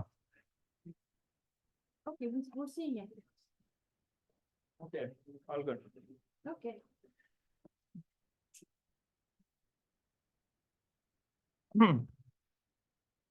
So hopefully after a long presentation, this cell has run all the way through it. Yeah. It was supposed to take 30 something minutes, and that's why I stretched my presentation a little bit. So let me just walk through the steps, what each cell is doing, just demonstrate the process. So first what we are doing is we are downloading the extracted features, the features that I extracted for over 200,000 events. I extracted two kind of features, actually extracted four kind of features, but here I'm only showing two features. First one is the mathematical set of features, which I called TSFL features, which is basically time series feature extraction library. Another set of feature is physics-based features, which previous studies have used a lot. So since those files were very big, they were like 100 MB because there were like 200,000 events. I put them in an online repository and then I'm downloading the data from there. So this is what the first step is doing, downloading the features, and you can read a little bit about the processing steps and the kind of features there are. And then here I'm loading the feature that I downloaded and then deleting those downloaded files to save space, although we do not need to save the space here. So we have over 400 TSFL features and over 60 physical features. And in this notebook, I'm trying to demonstrate the best performance we have. And we obtain the best performance after combining those features compared to the individual set of features. So that's why I'm merging them together in this cell. And once we have a data frame that contains features, so imagine a data frame, each row corresponds to a single event, and each event has around 460 features, and each event also has a source label, which could be earthquake, explosion, noise, or surface event. So there are some processing steps before I can just train my model and test it. First one is to remove highly correlated features. Removing highly correlated features, why is this important? Because currently, if I don't remove these features, we have about 452 features. The reason I'm removing these highly correlated features is because they do not really contribute to the discrimination, but they add to the computational time. So if X and Y are highly correlated features, we know that for a certain class of feature, X has high value. And since X and Y are correlated, Y will also have a higher value. So we can just classify our events by just using X. We do not need Y. So in this cell, I'm identifying all those highly correlated features and just removing them. And when I did that step, why is it not zooming in? Hopefully everyone can read this. This is like 305 features. So I managed to reduce the features by about 100 features just by this step. Second thing is I'm removing all those columns. Columns are basically different features that has like nan or infinity because they interfere with the model training and testing process. So we do not need such kind of columns. Sorry? Oh, command plus, oh. Command plus, it's not working for some reason. Yes, but it's, yeah, I think it should be fine. Then I'm removing the feature that has the same value for all the events. So it should not be feature, it should be events for all the events. So basically, if some feature has the same value for all the events, it's not really contributing in discrimination. So after I remove this, we even reduce the features, and we finally have around 290, 288 features. So we reduce the features from 450 something to 288 after this step. Now we will remove the outliers based on Z score. Yes, Utpal. Yes, very good question. So I'm using the Pearson correlation coefficient, which is, I do not know the exact formula, but it's a very commonly used correlation coefficient, and I use a threshold of 0.95, which is which means I'm using like really very highly correlated features, very highly. They are basically the same thing. And then there is an option in this command. This command is computing the features that are correlated. So there is an option called threshold. So you can select a particular threshold. But when I was experimenting this, what I observed is if I select a lower threshold, it also affects the performance. So I set the threshold height. Increase the font, you said? Huh. I tried, it's not working. Oh, how do you work?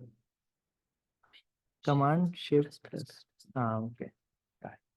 Okay. And then I remove the outlier based on Z score. There are various techniques for removing the outliers, but I find it particularly reasonable.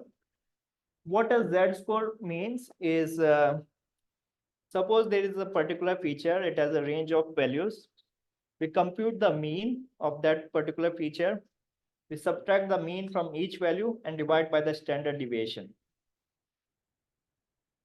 If a certain feature for a certain event is lying outside the plus minus 4 times of standard deviation, that feature is considered an outlier.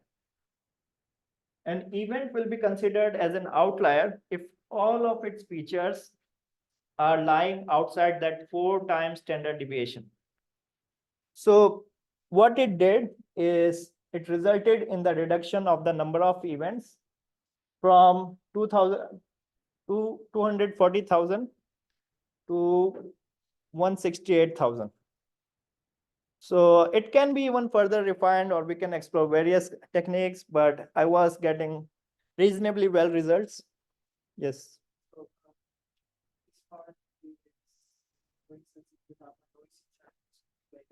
Mhm. Because there is a question in the chat asking for sizing. Oh. Oh, I did not open the chat at all. Oh, thanks.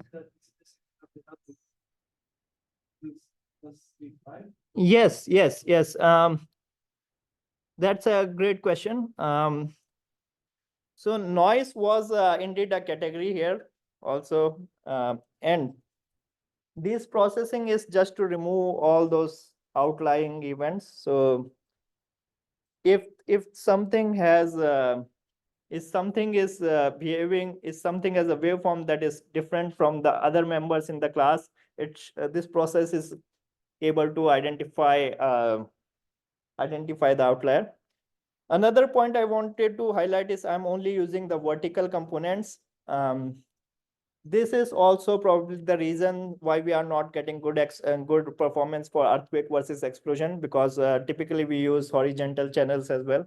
But here I'm only using vertical component because Number one, we don't have a horizontal component for all the events. And number two, it's faster and the SNR is great. But thanks for bringing into my attention this chat. I forgot to open. Dead? Okay. All right.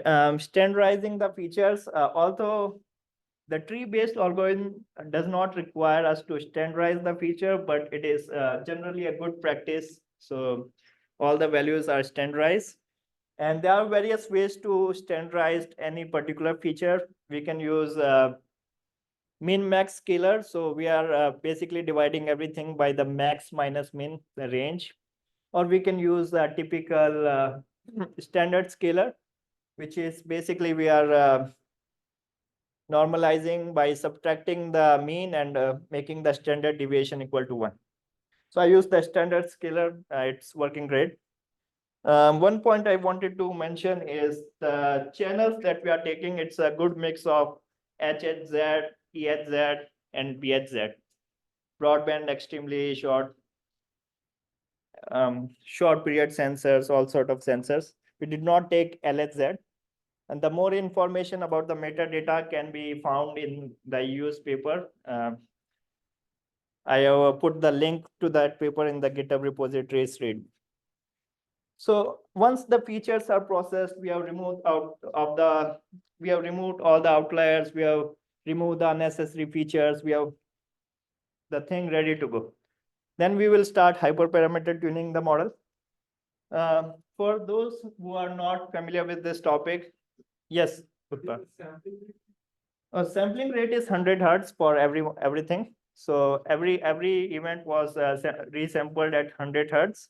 The processing is sort of written on the top in the markdown cell, but maybe, oh yeah, resampling to 100 hertz, retrended it, Butterworth bandpass filter between 1 to 10 hertz. I explored other kind of bandpass filters between 1 to 15, 1 to 20. This one is the best. And then I normalized each waveform between -1 to 1. So just to remember, for the sampling rate, what's interesting is it really depends on the seismic network that you're trying to scan. So being homogeneous, uniform with the sampling rate of your interest, that's the most important almost. Yeah. So it could be 50 hertz if your network is at 50 hertz. So that's something that keeping in mind. If your bandpass filtering between 1 to 10 might be 10 by 25 or just. Yes, I explored various bandpass filtering, but the events that we are considering, they show the best performance in this particular band. I explored various frequency bands as well. Yeah, so considering the sampling rate is not just about efficiency in the computation, but it's as the data streams in, you already have a fixed sampling rate. And so you might as well, avoid operations and just work in that space. Does that make sense? It's more to seemingly work in the space in the sampling that you already have in the network to avoid having extra transformation in operations as data comes in. It seems like if you have hundreds of features, resampling first would be like a huge performance. If it's very redundant information covered tonight. He's a network specialist. Yeah, he always brings a lot of good points. Okay, we'll test. We'll test. The answer is going to be by testing and providing some runtime numbers and see what makes sense. So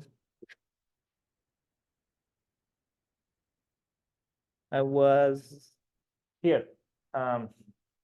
So for those who are unfamiliar with the machine learning process, this is very important component of any machine learning study. There are certain parameters that we can tune that is not affected by the data, but we need to set them before we can train our model. So we need to explore various values for those features and select the ones that provide the best performance. In random forest case, it could be like number of trees, maximum depth, minimum number of samples, number of features, and certain other features. So one thing is the number of trees. The more number of trees, the performance almost always increases. But we also have to take care of the computational efficiency. So we can't make number of trees too large. So we have to one process to do this hyperparameter tuning is we define a grid of values for each parameter, and then we select random combination for those features, test our model, and then among those random combinations, we select the one which provides the best value. So this is what's happening inside this cell. I provided a grid of values. This cell probably took the highest time. It's a very time-consuming process because I'm specifying hundreds something iteration for different values. So for each of those combination, model is training the data and testing the data. So finally, I found that the best parameters are these, and the best accuracy is not it's not too high compared to the base accuracy. So the base accuracy is something that is generated by a default configuration that is there.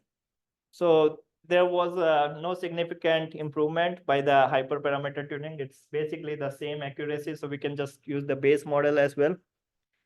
Then here I'm plotting the confusion matrix. So I'm only testing this hyperparameter tuning process for 3000 events per class just to speed up the process. Yes. So in the results you showed earlier, it wasn't balanced by class for those F1 scores.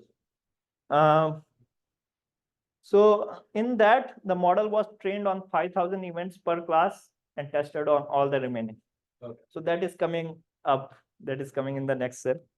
So this hyperparameter tuning, it shows the confusion matrix. You can see the same trend is a confusion between these two, and we selected the best model here. And here is something that we can generate. It's called performance classification report.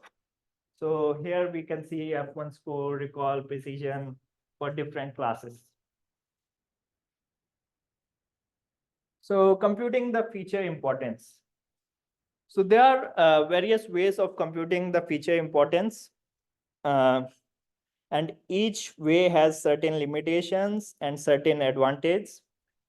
The most popular way of computing a feature performance is I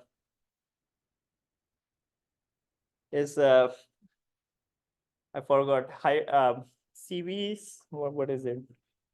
I forgot the name of the method, but what we do basically is we take certain set of features, we compute the features, then we remove those features, test the performance again.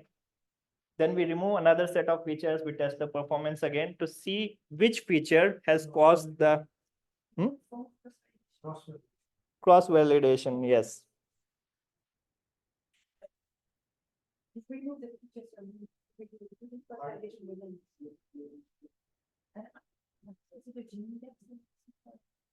No, this is the inheritance. This is different. I'm explaining a different method, which is like the most robust. But here I'm just using the inherit method. The thing with that method is it takes a lot of computation time.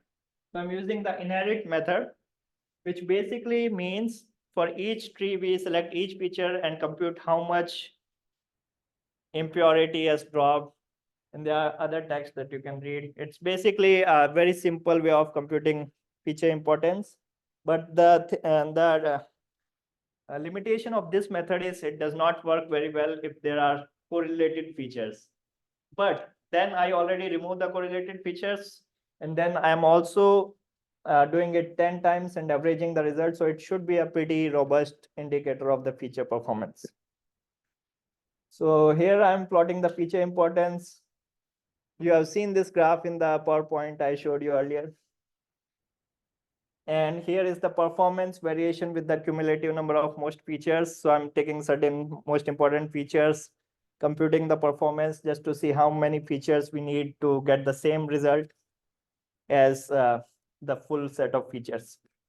So you may have also seen this graph in the PowerPoint presentation. And here I'm just visualizing the distribution of the most important features for each class. There is certain things. So in this text, you can understand what the most important feature that we found here means. This wavelet mean, what does it mean? So they are like this wavelet absolute mean, these kind of features are found to be the most important. And what do they mean? I have described them here. So I'm going to read them. So we are convolving our input signal with a recurve wavelet at different scales. And scales control the frequency of the wavelet. So different scales corresponding to different scale corresponding to different widths of the recurve wavelet, which capture information in different frequency bands. So you saw that number wavelet absolute mean 0, 1, 2, 3 that correspond to different central frequencies. So just the top 3 frequencies were found to be extremely important in separating different event types. And in particularly, they were extremely important in separating the surface event from other event types. So these are the features that we can think of when we are considering future discrimination studies. And here I am just plotting these features that were found to be most important. You can see surface events are pretty discriminated from other events. You have seen this graph in the presentation. You have also seen this graph in the presentation. It's the distribution of most important physical features. I would just go briefly over what each feature means. So it's kurtosis in 0.1 to 1 hertz band, which does not really make sense because I filtered my waveforms between 1 to 10 hertz. But what I'm guessing why this feature is important is because I'm using the 4-cornered bandpass filter, and that has some leak of frequencies between 0 to 1. And that thing is very different among different classes. That's my guess, but I'm not sure.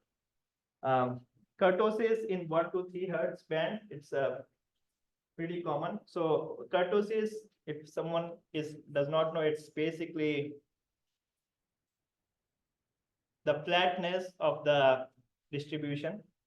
So for example, the noisy events, they have amplitudes at various range. So they have more flatter distribution compared to earthquake, which is more peakness. So surface events has the lowest kurtosis compared to the, okay, maybe I missed some sort of explanation, but yeah, this is what we are observing. Yes, I am. Getting some features below 1 hertz, it's not be good to bandpass them below that. If I bandpass below that, there are certain other kind of features that does not allow us to discriminate them. Like this is not the feature that is entirely controlling the discrimination, right? It's one of the features. But if I allow lower frequencies to pass, other sort of features are also affected, and they do not tend to perform very well. So, but yeah, I mean, when I explore different frequencies range, 0.5 to 10 hertz, 0.5 to 25 hertz, in case of surface events, it does not perform really good because surface event has some low frequency component which is affecting the performance. But it's a good point. I would maybe check again what's going on here. And this basically means ratio of maximum over median of the envelope. So if certain waveform has very high distribution of the amplitudes, its median will be raised and the ratio will be lower. So that's why we are observing the noise on the lower section compared to the events.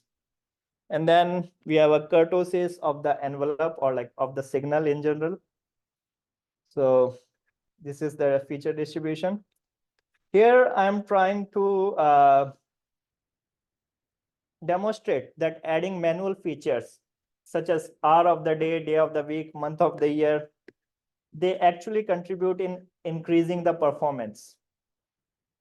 But before that, I wanted to point it out that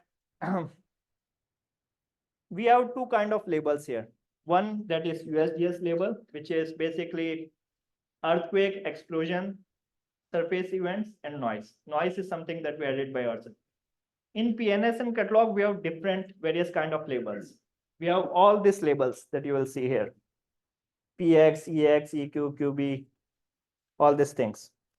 So this PX is basically something that contributes the most to the explosion, forms the majority of explosion. PX means probable blast.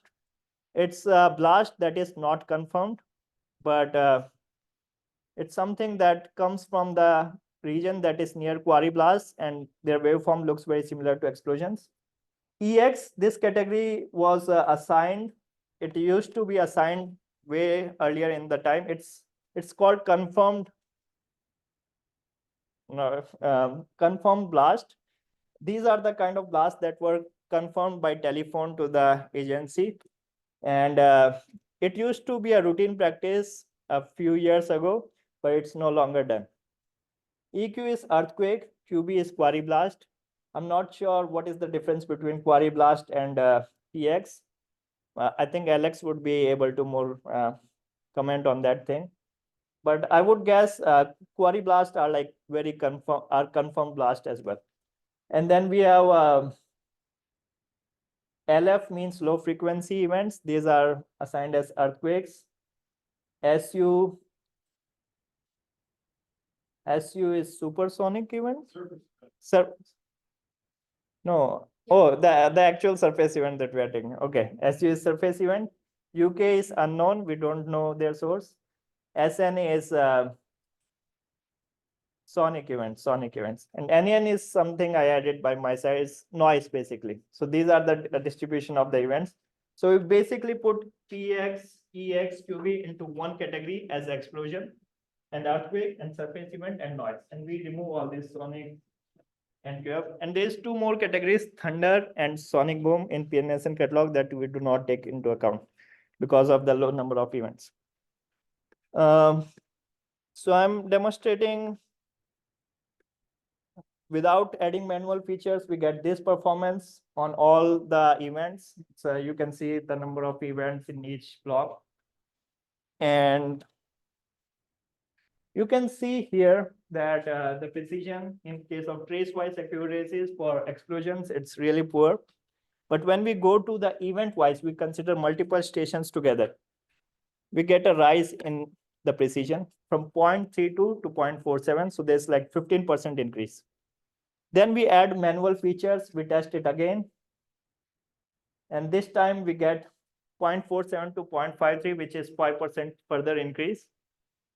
And then I identify and remove the potentially mislabeled events.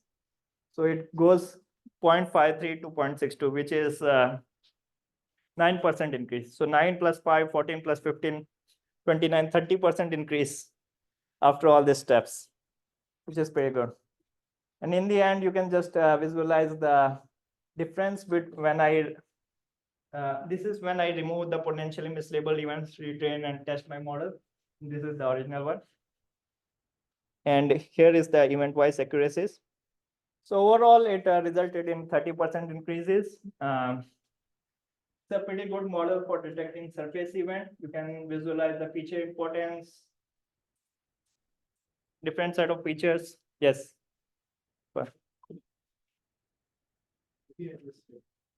You split the data set into training. Yes. Let me show where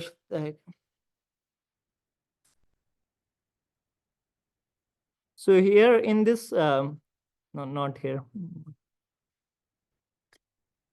Yeah, here. You see random events, random this code. it's basically I'm taking 5,000 random events per class. And then I'm training my model on 5,000 events per class, and then keeping the testing for all the remaining events. So this thing also highlights that how important is the balance of different classes. If we, yes, total how many on which the model was trained? So 20,000 events, 5,000 events per class.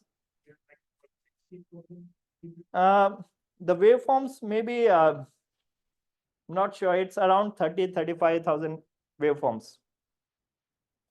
But the testing was done on the about 50,000 events. These are about 50,000 events here. But yes, it's very important to balance the class. Sorry? So many, like 5,000 events per class per test? Sorry, I did not understand the question. The convention is that we split it to 70/30 or Mhm. 80/20. Yeah. So your testing is bigger than the training? Yes, very good question. It's because we have the imbalance in the data set that we are considering. Like we have a lot more earthquakes compared to the surface events, which just have 9,000.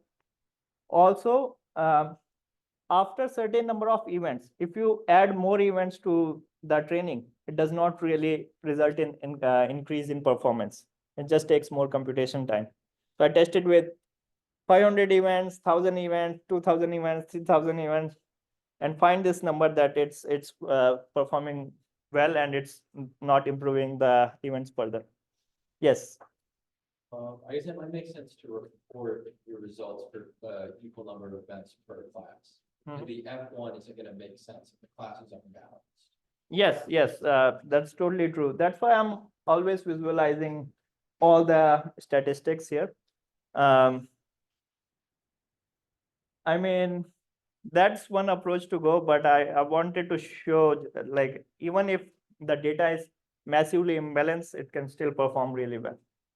But I would expect that if we have a equal number of events in the testing class, in the testing data set as well, it will perform even better. And I actually did that in some of the Jupyter notebooks, but yeah, I just wanted to show massively like how it performs in general. But thanks for bringing that point. That's a good point. Yeah, so that concludes my tutorial. And we have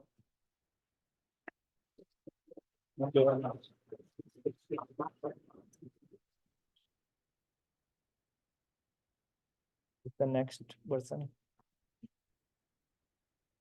More questions, Jeremy? Yes. We see differences in different stations.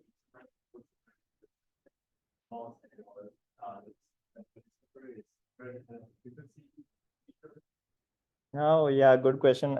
So in this study, we did not remove the instrument response. We just normalized the waveform. The gain is corrected. Yeah. Yes, Carl. Could you comment on, like, in practice, when the analysts are labeling some events, they have a huge bias for where the event is? You know, they're like, oh, that looks weird, that's where the quarry, so it's a quarry blast. It's a quarry blast. Yes. How do you counteract that? Or do you want to use that or not want to use that? You know, because that's additional information, just like you have at the time of day. Yes. So these features, this hour of the day or like day of the week, this was particularly designed for this particular region, this study. But if we talk about generalizing this model to other regions, we may not add these features. We may have to look the data and see the patterns there if you want to include those features. But I also tested this model on some of the surface events in Alaska. It was able to perform really well. Was testing it for surface event detection. I Without knowing, do you have to know the last labels or No, not? Okay. no, I actually, let me see. That was the SSA workshop. SSA workshop. I did not knew the label when I was. I mean, I actually knew those are surface events. Those are avalanches. I took them from the ESEC catalog, and my model did not knew what it's seeing. It just classified it as a surface event. We also did some tests on the generalizability by testing the model on the events from the IRIS ESEC catalog, which has 290 events recorded worldwide. And it's performing really well when considering the avalanches. In case of debris flows, it just fails. But so it's generalizable, it's transferable. In those cases, these features would not really matter. Like these features would not really improve the performance. These are just the features that we extract. But in this case, they are improving the performance. So I wanted to bring up your thoughts because what you've shown is that by iterating on the training set, by removing the events that were not super strong, the performance was able to improve. So I don't know if it's a cycle here, but the idea of a better training data set improves the performance. This was done by feedback with the network analyst. Yes. And so that manual, that experts, this back and forth between the AI designer and the expert was very important to improve the performance. And I feel like for generalizability, that's going to be a nice way to move forward as better training data set, but talk to the experts to look at these mislabeled events and whether or not they think it's an explosion or an earthquake. It's that feedback that's going to really improve the performance. Yeah. So you're not out of the job. In the job.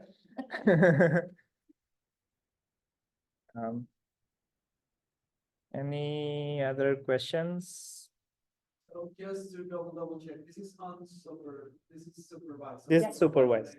Yes. So, I don't know if there is here, is there any advantage between one and the one that we saw yesterday? Like, why would you prefer label the things or not leaving to the computer to cluster, and then after the cluster, then you decide what kind of label are you doing? So Yes, that's a very good question. So let me just give you an example where unsupervised clustering is more important compared to supervised clustering. So we have these events labeled as surface events, okay? And I run this model on 20 years of data. I detect a lot of surface events. But what are they? Are they rock falls, avalanches, slides? What are they? We do not know. In that case, we do not have a labeled data set. We can't just train the model to recognize them even further, right? In that kind of situation, we apply unsupervised clustering. We see what are those clusters. We see the waveforms in each cluster, and we see what kind of events may generate those kind of waveforms, or like what clusters belong to which kind of source type. In those situations, when we do not have a pre-labeled data and we want to refine the data, or we want to create something for the supervised learning. So once we have the labels, we can train our supervised model further to detect, to label them further. So those are like different kind of situations. In this case, I had a label data and I wanted to develop a surface event detector, not a particular surface event detector. So I use supervised machine learning. You can do unsupervised to start if you don't have any knowledge. And Yes. build the knowledge slowly. Unsupervised clustering is a form of classification Yes. without ground truth labels. So Yes. there's a bit of that communication and maybe loop that you can do by learning new labels from the unsupervised clustering. But again, what are they? You need to gain scientific understanding of what these events are before you can assign them labels. Yeah. And then the automation is a way to just, assign labels and start doing science and in a more operation way. Yeah. Did everybody run throughout? Yeah, you're the good student. You're the front row. it should be. Did you run through the cells? Um, Or to run the- hopefully everybody online as well. I'm not sure. I did not look at online at all, but That's good. hopefully online participants were able to run and enjoy this tutorial. And thank you so much, everyone. I will stop sharing. Yay.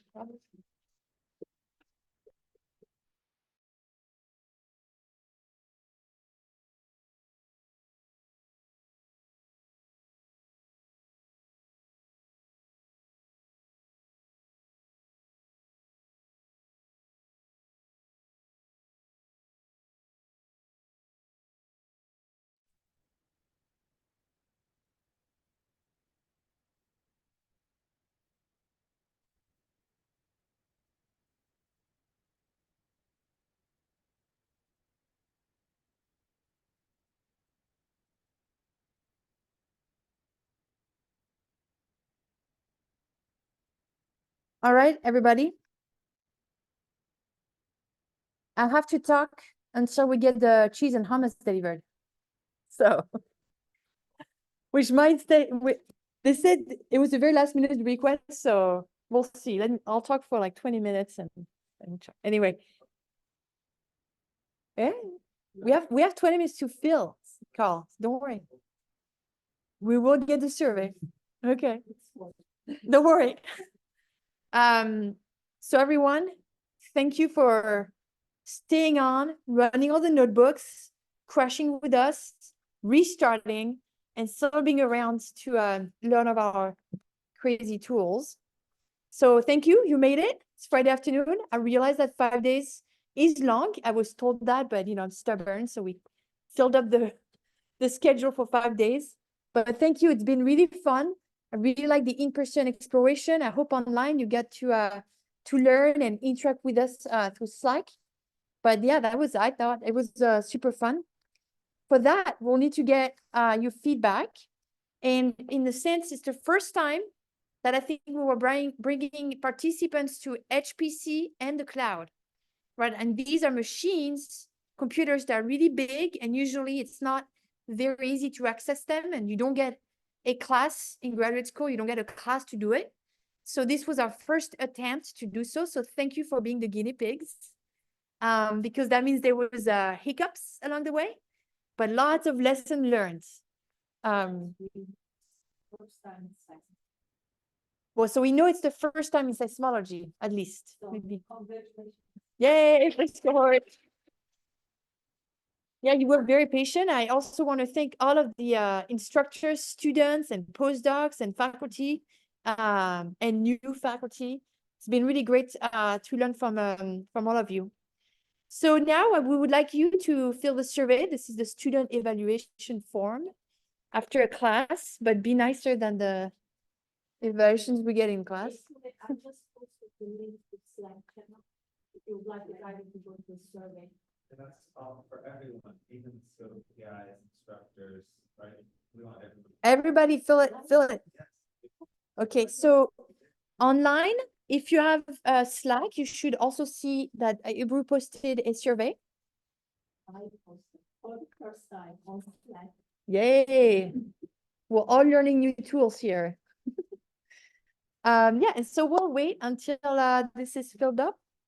Now be very honest, because that information is going to be very useful for us to shape the next workshop or the different styles of workshop.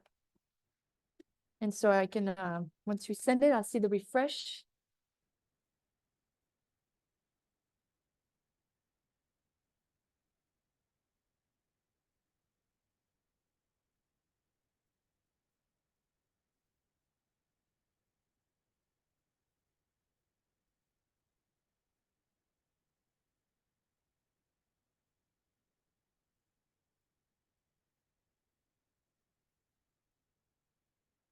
Yeah, we're collecting these because I think it's the most people for us to know, but we're not in that or super harsh by any of things.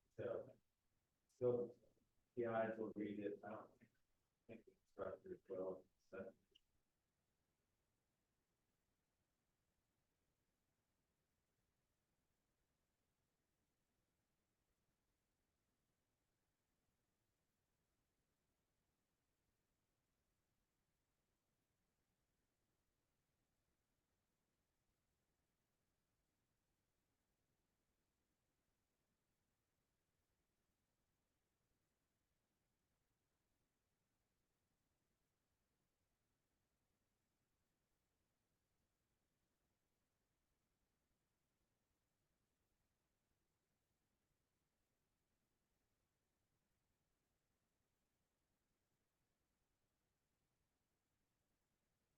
Mm-hmm.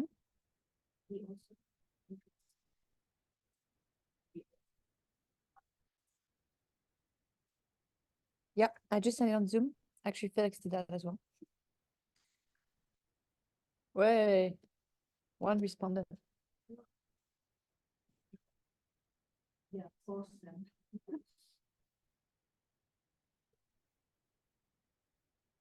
All right. The joke is you cannot get the per diem reimbursements unless you fill this form. Yeah, we cannot do that for grades in the class, so.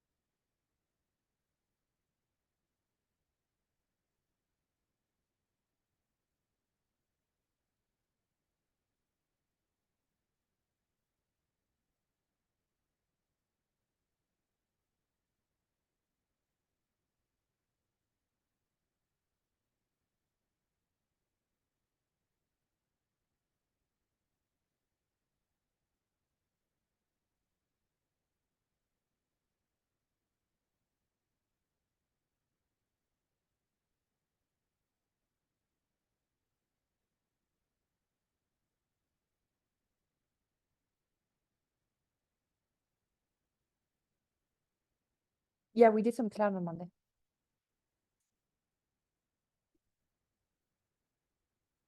It was getting on the cloud.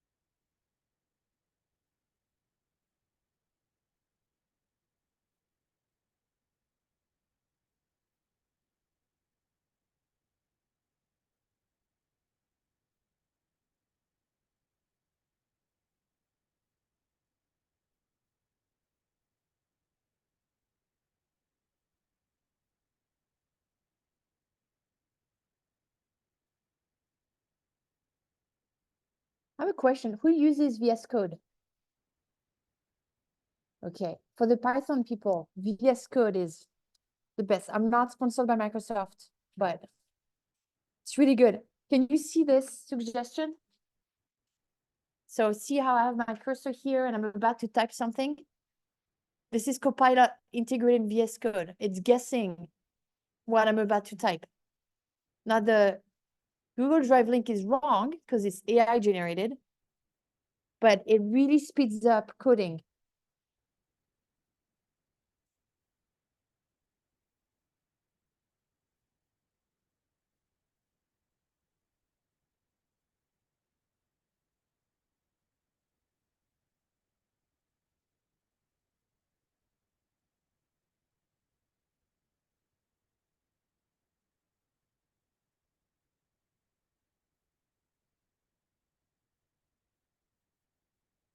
It's very useful when you're doing plotting with Matplotlib and you want something to quickly fill the X labels, the title, the legend, the font size. It can guess. That's the less, intellectually interesting thing we do.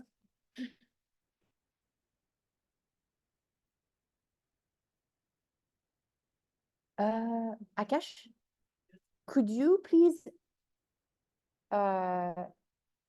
upload your presentation on the Google Drive? I will send it to you, the drive.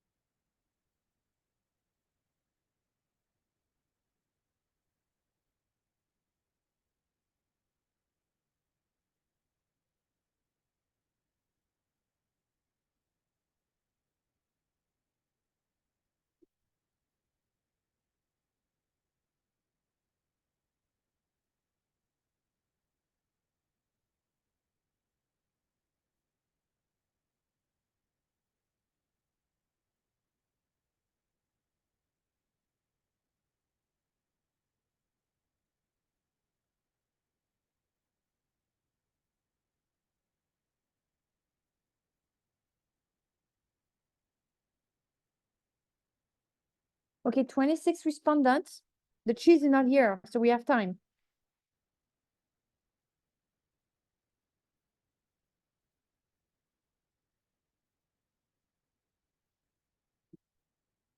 I did.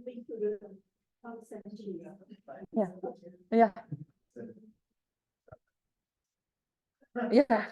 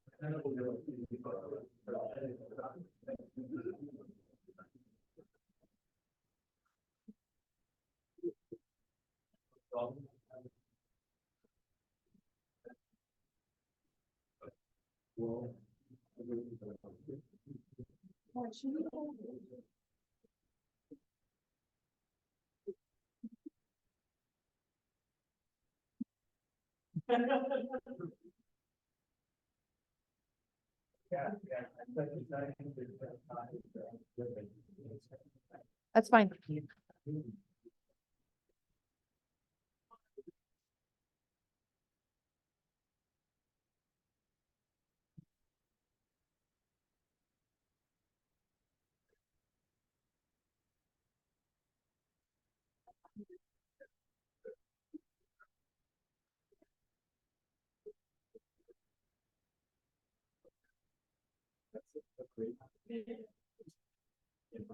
All right, everybody.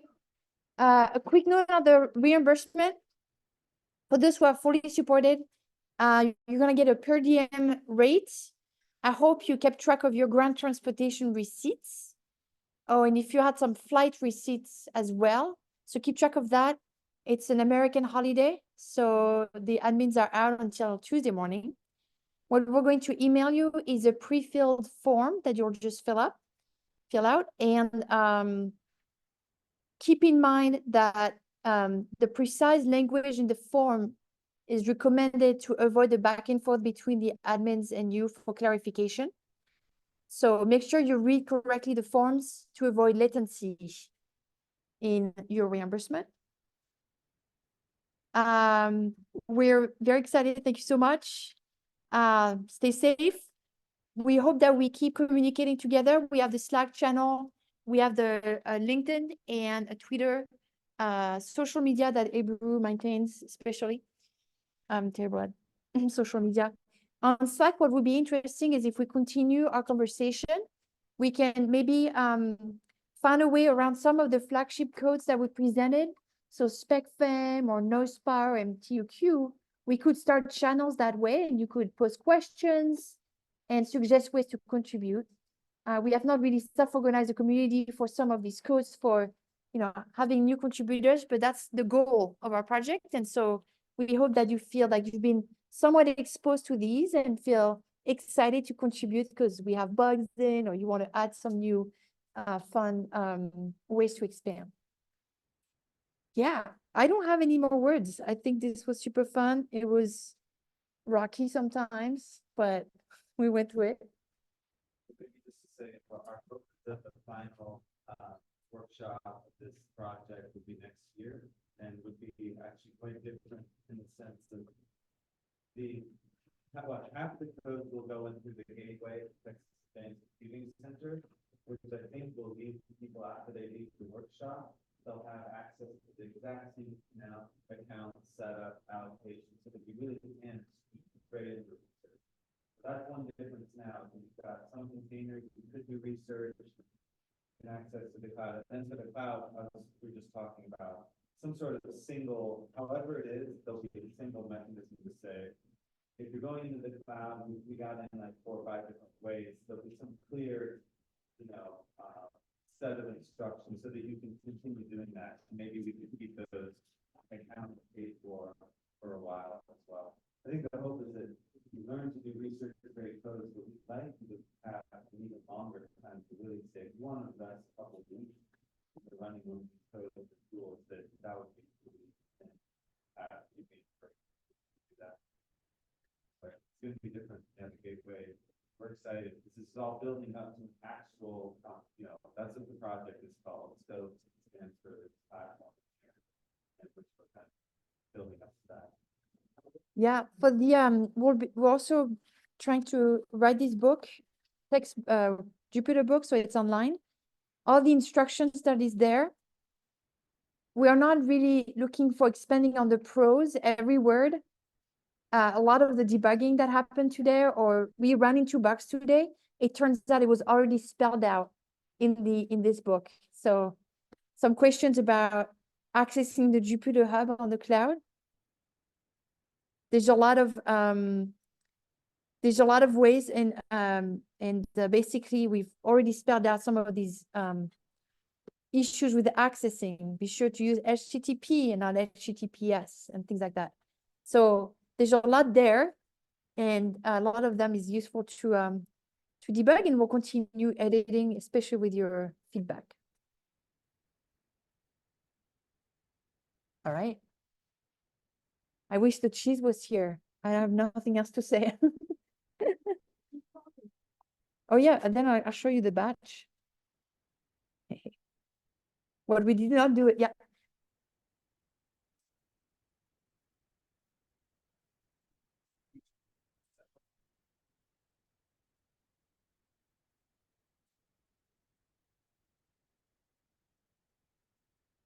Yes. So I think Ian, who actually, sorry, I'm trying to hide this, who has designed a lot of the containers and the base containers. He made a template, a container base and a container template for scoped not maintained, but scoped kind of tagged software. So he made this container template that will have as the base the scope base container, and you can add layers to your own software. So I'll put that on Slack as well, because he made it so then these are already pre-configured Docker file where you just add your layers on what your own Docker image would be like. So that's very nice, because you can also see it's got different dependencies for MPI and Jupyter. So I'll put that on Slack as a way to start looking into, how to containerize your code and what would be part of the platform.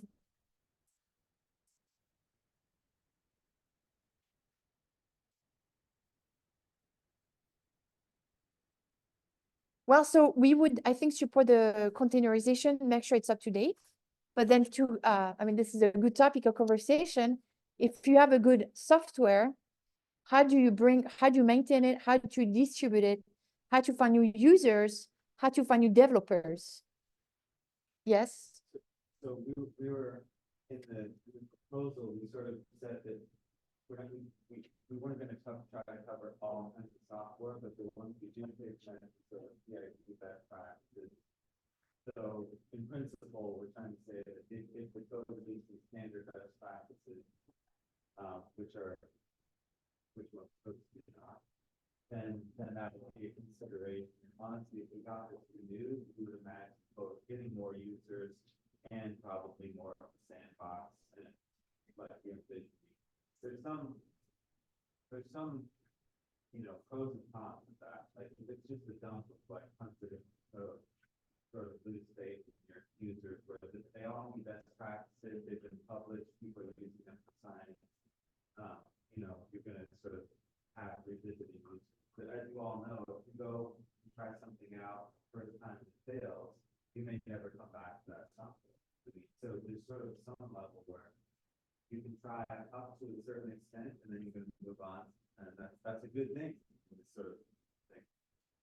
And For codes that go, software that would be deployed on big machines, there are some standards, I think, for the accessing this cluster anyway. Like you cannot launch a job that's not scalable on Frontera, for instance. So some of these standards they would be needed to be met in order to be deployed on these HPC centers. And a lot of these, you may start developing them by doing startup allocations on TAC or the access, NSF access platform. So they have, cheese is here. The cheese is here. I'll continue.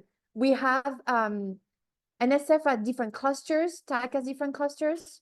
So you can ask for a startup allocation as a postdoc and a PI, and then you can test your code and develop it to see how well it scales and maybe work with some of their office hours to see if you should scale better. And that way you know that your code will run well on that machine. For the cloud, I personally think, that's just my biased opinion, I personally think it needs to be scalable. It needs to envision the small memory, small instance job, but scalable, like distributed, embarrassing parallel way, really like dumb distributing over many independent small instances using batch to be worth being on the cloud. And so it's also like, it's not just any code can go on the cloud. And yeah, they can, but they will be not using the infrastructure or leveraging the infrastructure. So I think having this conversation as a community, we can talk about what's good for cloud, what's good for HPC, what is the best practices for both, what does that mean to have a scalable code? I think that's a good conversation we can have. This is definitely a session that we should add in the next workshops. Because in addition to what Marine said, especially when you log and request for our from a computation sample, HPC sample, scalability of your code is one issue, and the other issue is the data format. Because you really need to make sure that your codes are not going to create lots of IO traffic. If it does, then you are kicked out immediately. And actually, this is why we have a new data format, ASPF, which was developed for this reason. We can talk about all these things, hopefully in the next workshop, more in detail. Where? Cheese time. But we can have a casual conversation now. Can I be off Zoom? I don't like podium. Bye-bye. No cheese for online participants. No cheese for online participants.